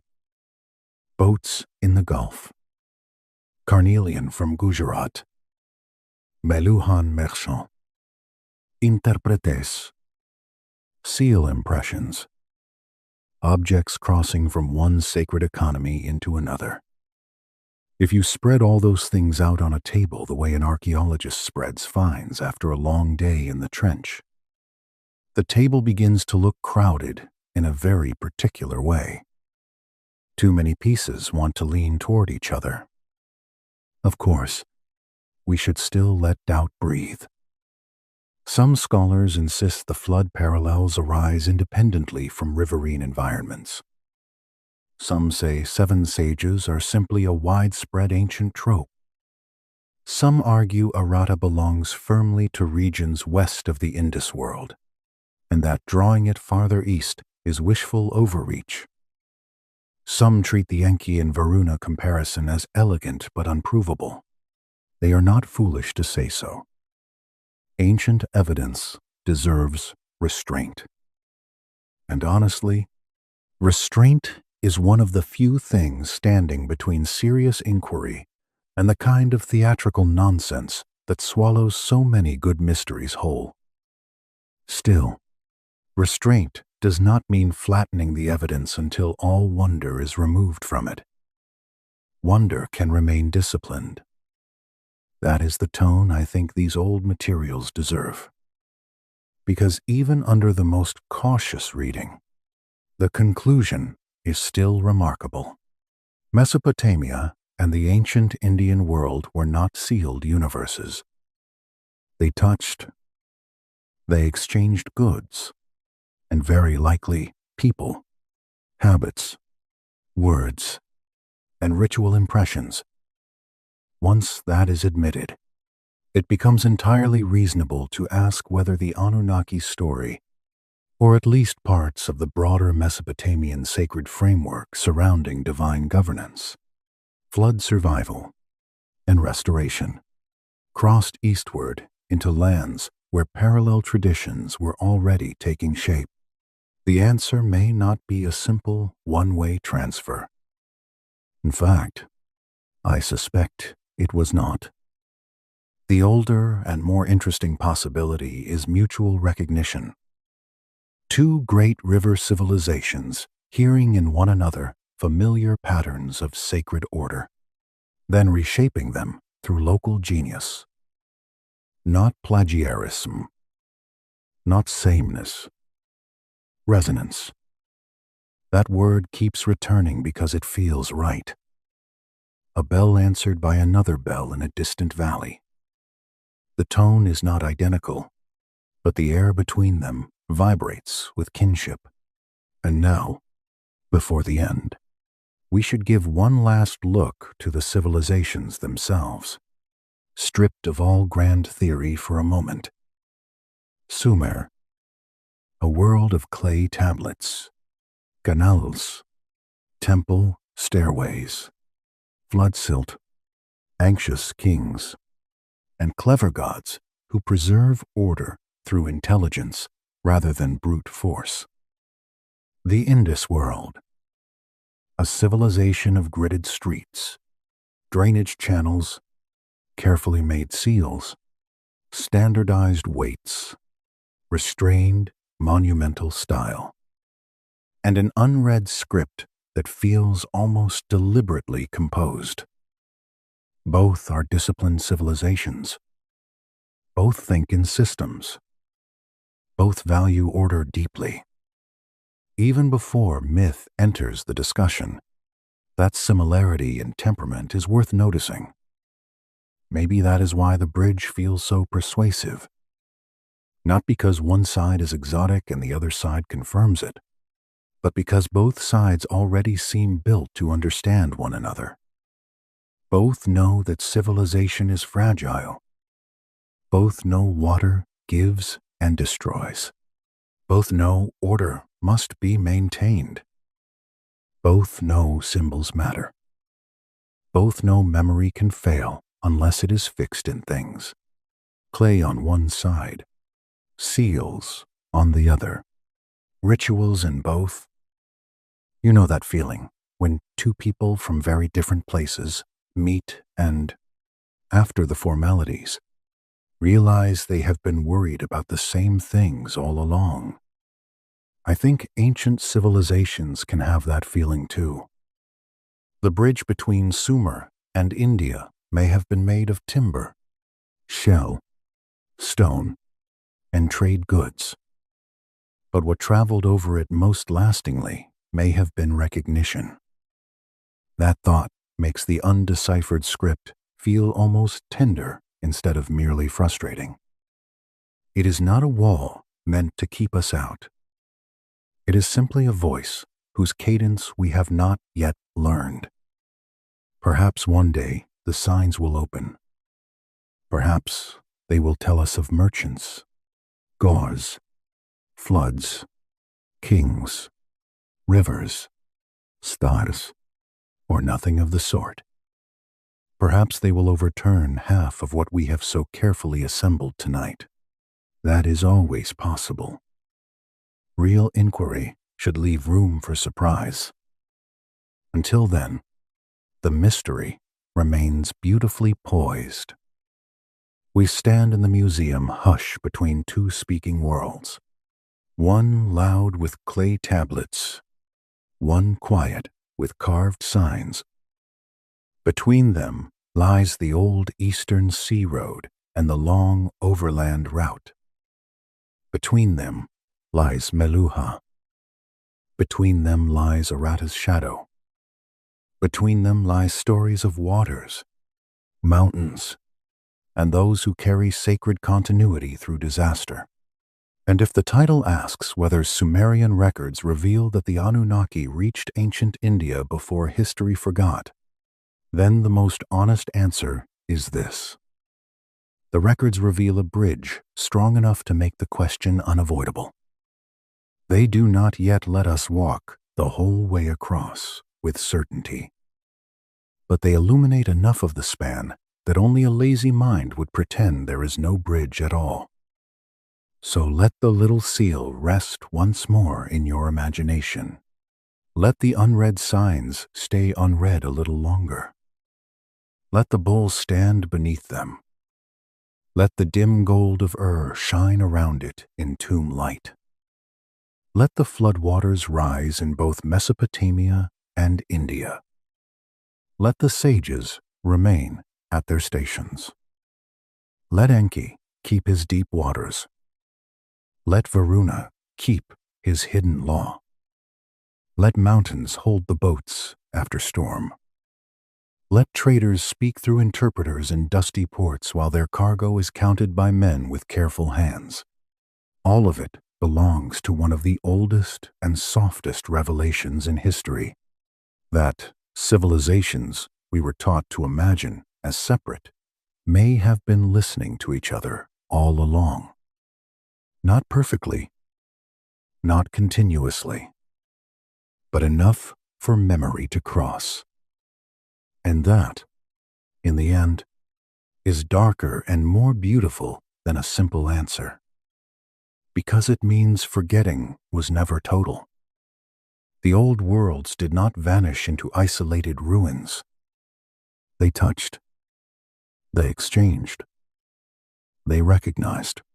What survives in our museums and texts is not only the evidence of trade, it is the afterglow of contact, the patient remainder of a time when stories, sacred forms, and perhaps even the earliest memories of divine order moved farther than we once believed. One more thought belongs here. The Indus inscriptions are mostly short. A few signs, brief sequences, compressed statements pressed into durable matter. That may mean we only possess the labels of a much larger lost archive. The seals, not the recitations. The tags, not the longer texts. If that is true, then the silence at the center of this mystery is not proof of disconnection. It may simply be the ordinary cruelty of time. Clay survived in Mesopotamia because the medium was everywhere and because fire could harden memory by accident. In the Indus world, fuller texts may have been written on materials that vanished in flood, humidity, or neglect. A gap in the archive is not the same thing as a gap in history, and perhaps that is why this story lingers so strongly at night. It is not only about proving a theory. It is about feeling the edges of a lost conversation. Two great worlds facing one another across water and distance, each carrying flood memory, sacred order, and the fear of forgetting. Each, perhaps, hearing in the other a tone close enough to remember, yet not clear enough to preserve completely. A seal, a bead, Anam, a mountain after water, a sage carrying knowledge, a god speaking from the deep. Sometimes history leaves only that much, and sometimes that much is enough to keep the right question alive. The oldest mysteries do not usually end with revelation. They end with persistence. A thing remains on the table after all the arguments have gone quiet, and it refuses to go away. That is where we are now. Not at certainty, but at a kind of endurance. The bridge between Sumer and ancient India has survived every reasonable attempt to make it disappear. It survives in trade records. It survives in carnelian. It survives in flood memory. It survives in the seven who preserve knowledge when the world breaks. It survives in the way deep water and divine order are imagined on both shores. And perhaps, most stubbornly of all, it survives in the fact that the farther we go into the old evidence, the less isolated these civilizations look. What changes now is the temperature of the question. Early in the story, the mystery felt sharp and almost dramatic. Asil anatomb, a route across dangerous waters, a foreign script under Mesopotamian dust. But after passing through kingship, flood, Saj, deep waters, rival eastern lands, and the silence of the Indus signs. The mystery becomes quieter. It becomes less about whether one spectacular secret can be proven, and more about whether ancient civilizations remembered one another in ways later history forgot to respect. I think that is a more interesting question anyway. Spectacle ages badly. Recognition lasts. Once the direct trade between Mesopotamia and the Indus world began to thin, whether through the decline of urban systems, shifting coastlines, changing river patterns, political fragmentation, or the ordinary wearing down of long-distance networks, the material contact did not need to remain equally strong for its deepest impressions to persist. Memory can travel farther than commerce. A route may collapse while a ritual comparison remains. A merchant language may fall silent while a flood story continues to breathe in priestly recitation. The objects stop moving first. The meanings take longer. That is one of the reasons later Babylonian and Indian traditions still matter here. Even when the original moment of contact grows dim, its outlines can survive in second and third generation theological forms. Babylon inherited and reworked Sumerian sacred material without erasing it. Indian traditions, in their own vast and layered development, preserved old flood, sage, mountain, and cosmic order structures with astonishing tenacity. Neither side needed to retain a neat footnote saying this part came from distant traders. Ancient civilizations did not write history in the way modern people wish they had. They absorbed. They revoiced. They folded new recognition into old sacred fabric until the seam became nearly impossible to detect. If you think about it, that is exactly how living traditions behave. They are less like libraries, arranged by perfect subject heading, and more like great houses that keep being expanded. One room is older than another. One corridor was built to connect spaces that used to stand apart. A wall is moved. A shrine is rededicated. A family name remains long after nobody remembers the first person who carried it in. The result is not confusion. It is habitation. The source story pointed in this direction again and again. It did not claim that India simply borrowed Sumer, or that Sumer secretly ruled the sacred imagination of the East. It suggested something subtler and much more believable. That contact created a field of resonance. Within that field, stories, already close in emotional structure, could recognize one another. Flood met flood. Sage met sage. Deep water met deep water. Sacred mountain met sacred mountain. Order descended from heaven in one archive and was preserved through divine transmission in another. Not sameness. Recognition. And recognition can alter a tradition without leaving fingerprints obvious enough for later historians to photograph. There is something almost sad about that. We modern readers inherit the ruins of once living conversations and expect them to behave like signed contracts. We want names, dates, explicit acknowledgments, preferably in duplicate and stamped by responsible officials. The ancient world smiles at this demand and continues being ancient. Instead of giving us a confession, it gives us a pattern. Instead of saying, here is the direct origin, it offers a root, a seal, a group of interpreters, a set of corresponding myths, and the persistent feeling that two great civilizations were not strangers to one another. If you were sitting here across from me, I think this is the point where I would set another piece of wood on the fire and let the room go quiet for a moment. Because the quiet is part of the evidence. Not the lack of evidence, but the kind that cannot be rushed. When a mystery survives contact with trade archives, comparative theology, archaeology, philology, and basic scholarly caution, it deserves a better response than a shrug.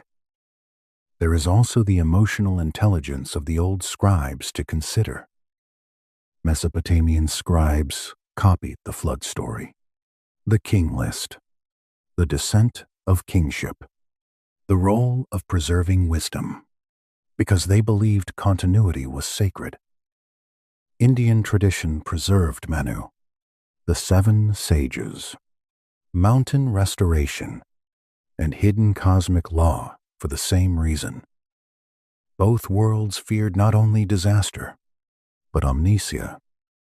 That shared fear may be the deepest bridge of all. Civilization, in both systems, is always one collapse away from losing the pattern that makes it civilization.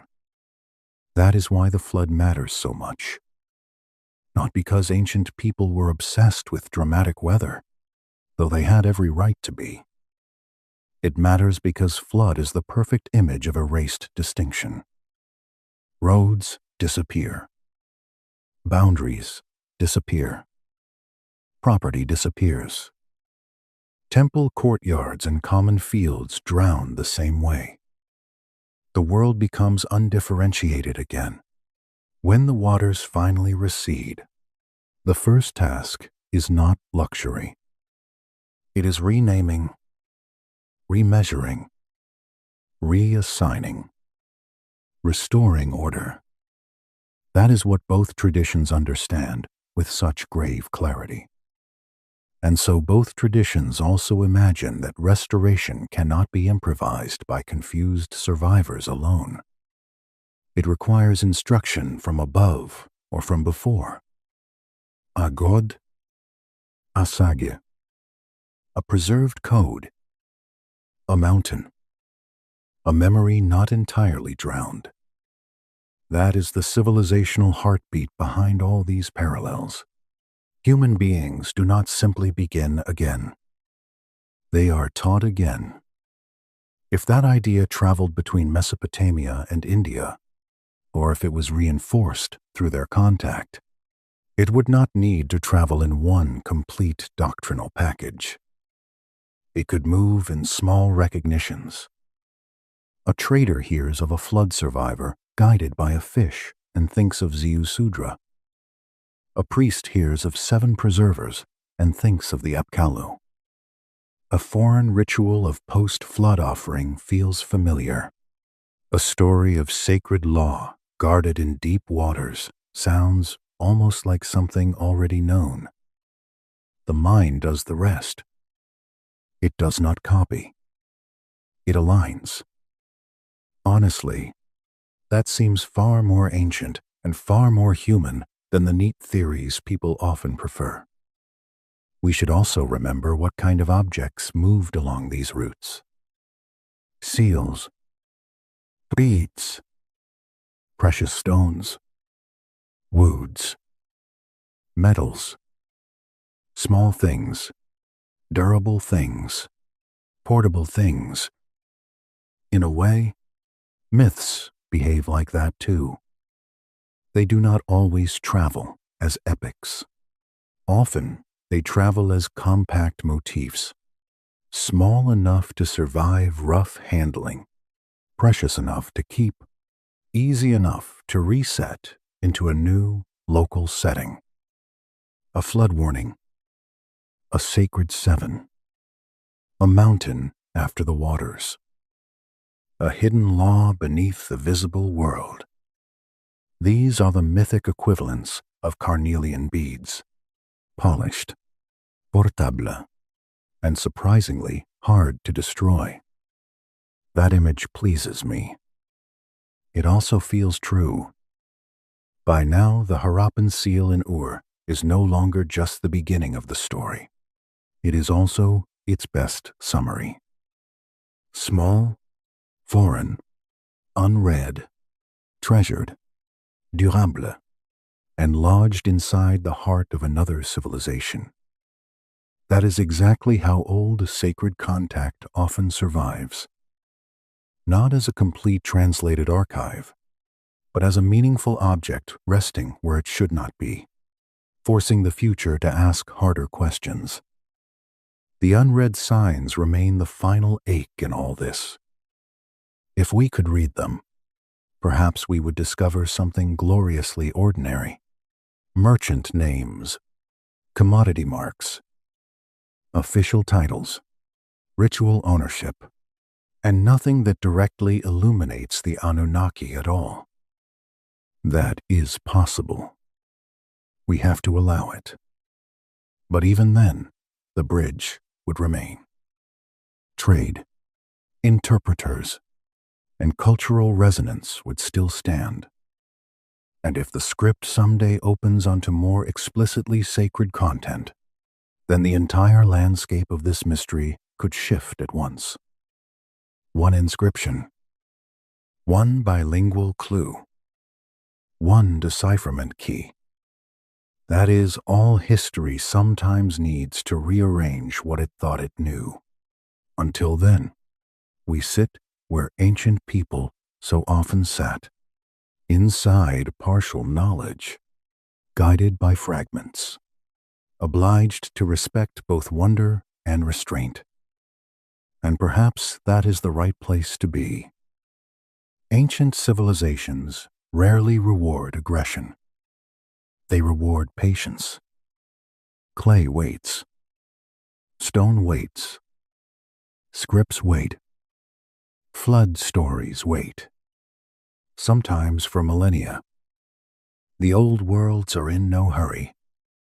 As the fire lowers and the night deepens, the bridge between Sumer and ancient India seems less like a hypothesis built from scholarly appetite and more like a real corridor, dimly lit by surviving evidence. Not fully mapped. Not fully open. But real enough that once you have walked a little way onto it, you cannot honestly pretend it is not there. The air changes when you step onto it. The old worlds move closer together.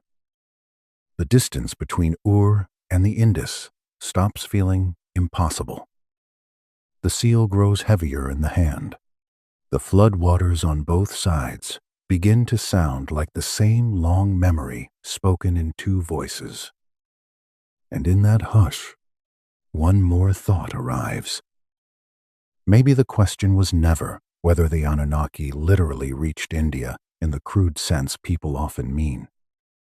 Maybe the more faithful question is whether the sacred world that surrounded the Anunnaki, the flood, the sages, the descending order of civilization, traveled eastward, mingled with old Indian structures, and remained there in transformed form long after the trade routes dimmed. That question feels older, quieter, and much more worthy of the evidence. It also feels harder to dismiss, because by then we are no longer asking whether one culture conquered another. We are asking whether two ancient civilizations, already linked by ships, goods, and interpreters, recognize the same fear of forgetting and the same need to preserve order through catastrophe. That recognition may be the oldest surviving thing between them. There is also the matter of sacred repetition. Both worlds trusted continuity enough to build systems for preserving it. Mesopotamian scribes recopied old materials because a broken line of memory was itself a kind of disaster.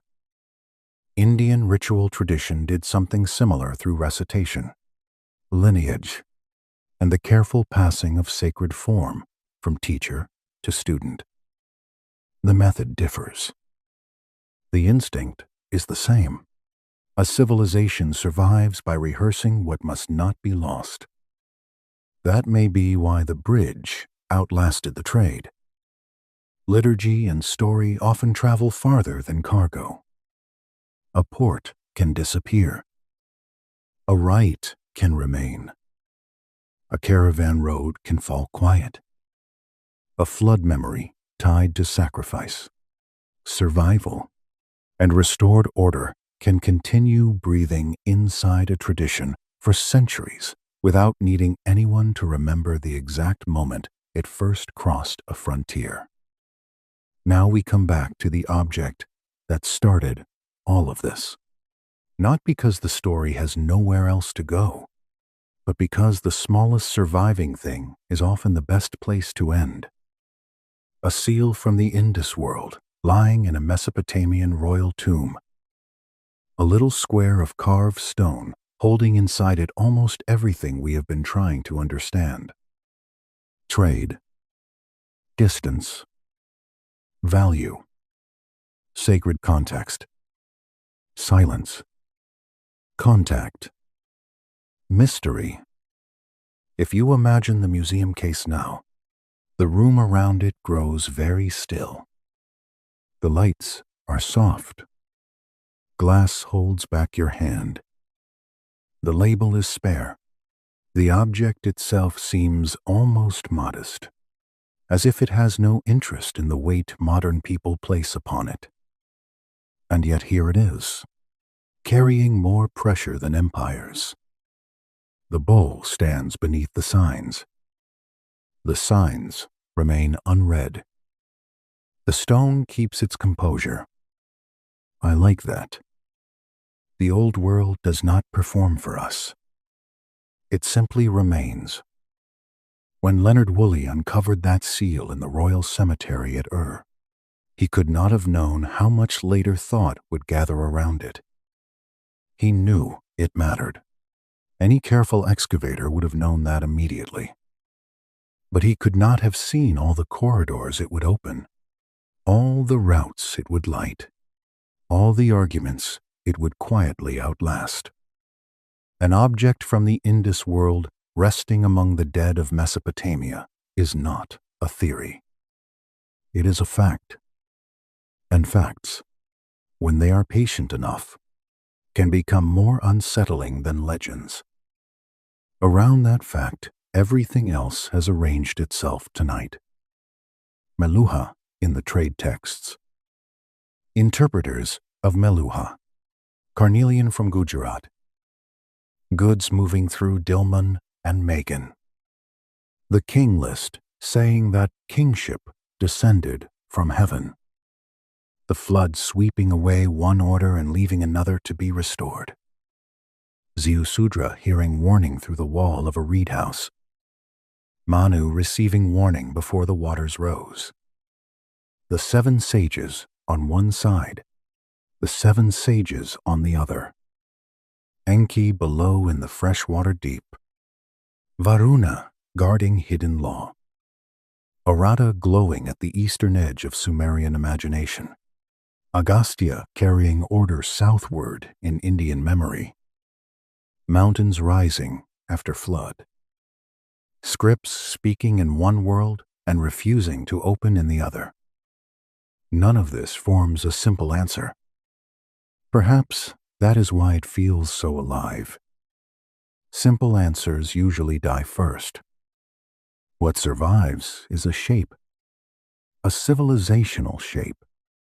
Mesopotamia and ancient India both seem to understand that order is fragile, that water destroys.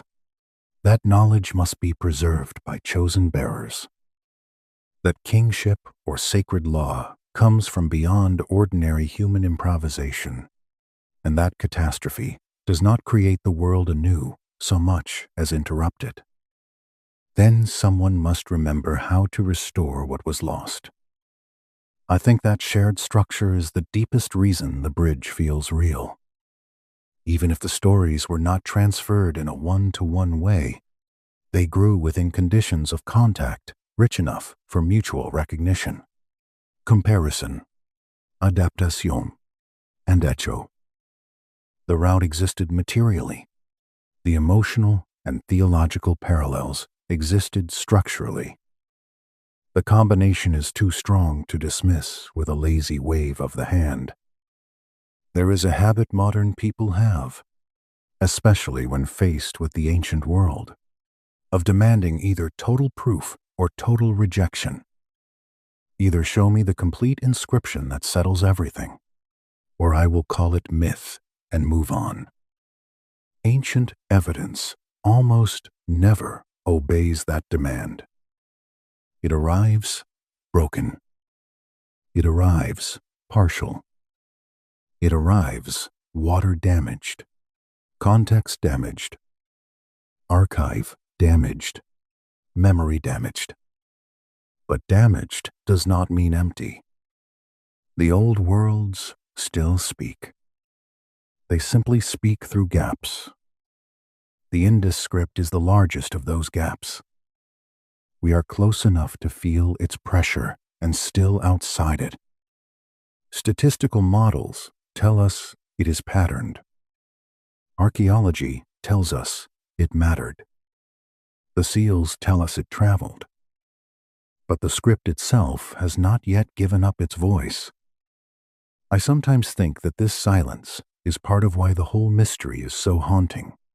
If the script were already solved, even partially, the question might have become more ordinary. Instead, it remains poised between speaking and withholding, which is exactly where the imagination stays awake. You know that feeling when someone begins telling a family story and stops just before the name you needed most. The room is full of meaning, but the one key detail remains missing. That is the Indus script in this story. Not the absence of evidence, but the unfinished sentence. And maybe that unfinished sentence is fitting, because everything else about the ancient relationship between Sumer and India feels like an unfinished sentence too. The trade is clear, yet the full human conversation behind it is lost. The mythic parallels are compelling, yet the exact direction of influence remains unresolved. The sacred structures rhyme powerfully, yet neither tradition becomes fully reducible to the other. We are dealing not with a solved mechanism, but with a living field of contact and memory. That field stretches farther than any one object. One can almost picture it now as the night grows deeper. Reed boats moving into Gulf waters under stars. Cargo tied down with rope darkened by salt. Merchant houses in Dilmun where accents mingle. Interpreters at the edge of ledgers. Priests hearing foreign names for familiar fears. A flood story told in one port and answered by another. A sage in one tradition recognized by the shape of a sage in another. A ruler in Ur touching imported stone and understanding that power is always larger than the city that claims it. The old worlds were not provincial. They were alert. That may be the simplest revelation of all. And there is something oddly comforting in that. We inherit schoolbook maps that divide the past into neat cultural blocks. Mesopotamia here, India there, Egypt somewhere else, each waiting in its proper compartment. The real ancient world was much more fluid, more tired, more practical, more curious, and more entangled. Goods moved. People moved. Stories moved. Sacred anxieties moved. The deep human work of preserving order against catastrophe moved. Once you feel that, the whole past becomes less lonely. Perhaps that is why the Anunnaki question matters beyond its dramatic surface. Stripped of modern sensationalism, it becomes a question about the movement of sacred frameworks through the oldest trade worlds. Did the divine administrative order of Mesopotamian thought, the world of descending kingship, preserving sages, and catastrophic flood restoration, remain contained within Sumer alone? Or did some part of that sacred architecture travel eastward, finding recognition in the old Indian world and leaving traces too subtle for certainty, yet too persistent for dismissal? I think by now you know where the weight of the evidence leans. Not toward a crude conquest of one tradition by another, not toward a childish claim that all myths are secretly the same, but toward contact deep enough to matter, and memory durable enough to cross water. That is a profound thing to sit with in the dark. Civilizations speaking before we can fully hear them. The seal from Ur and the unread signs of the Indus, reminding us that human history was connected at a scale our simplified narratives still struggle to honor. The flood stories reminding us that what ancient people feared most was not merely death, but the loss of pattern. The sages reminding us that knowledge survives because someone carries it.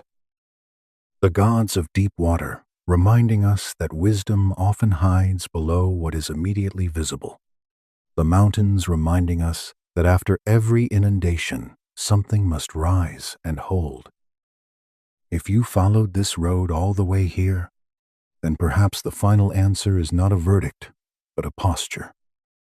Patience. Respect. A willingness to let the old worlds remain larger than our categories. The Sumerians kept clay. The Indus world kept signs. Between them, the sea kept its old roads.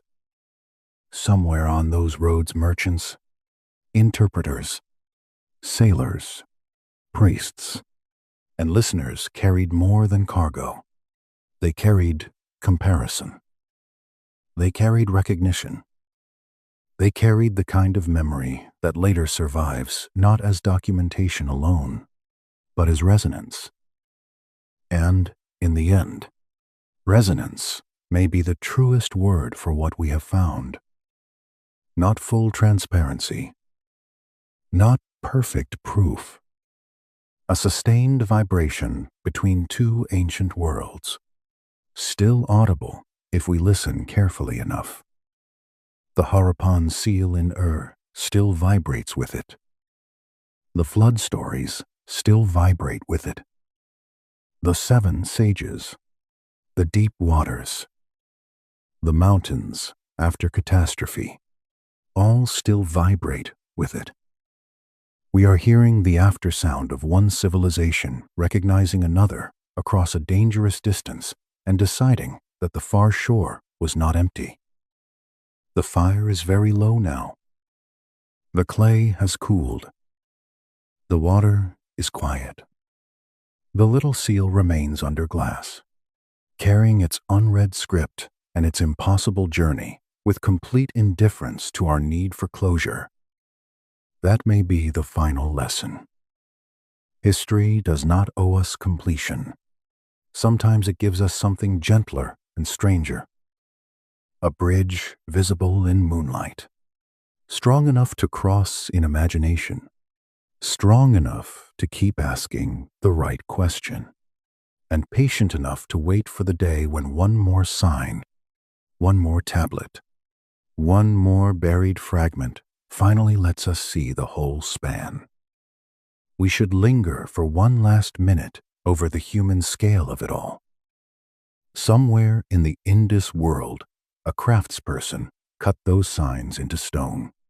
Somewhere in Mesopotamia, another pair of hands received that object and kept it. Somewhere, a translator made enough sense between two languages for business, ritual, or diplomacy, to continue. Those people are the true bridge, not abstractions. Hands, voices, passions, That is how civilizations actually meet. Maybe that is why the seal feels like a teacher by the end of the night. It teaches proportion. It teaches that ancient contact can be immense without becoming fully legible. It teaches that silence is not the same as emptiness. And it teaches that a thing can remain small while carrying the weight of an entire forgotten conversation.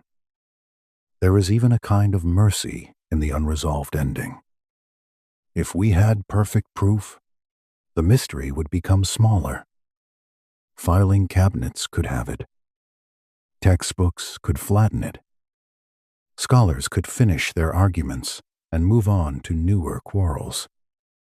But this way, the old bridge remains alive. It still asks something of us. Humility. Attention. The willingness to stay beside incomplete knowledge without forcing it into theater. The ancient world often survives by compression. A flood in a handful of lines. A kingship descending in one sentence. A sage reduced to a name and a number. A civilization represented by a seal no larger than a palm. We expect the important things to arrive with fanfare. The old world prefers concentration. It leaves behind one bright fragment and trusts the future to feel the weight for itself. So let the fragment remain bright for a little longer. Let sit by its river under the old stars. Let the Indus cities rest beneath their own layers of earth. Let Meluha remain named in Mesopotamian tablets. Let the seven still stand at their posts. Let the gods of the deep keep their counsel. Let the mountain hold above the flood. Let the unread signs continue their calm refusal. There is no need to force the last door tonight. It is enough to know the corridor exists. Until then, the old worlds remain facing one another through the dark, not forgotten, not fully understood, but undeniably connected. Good night.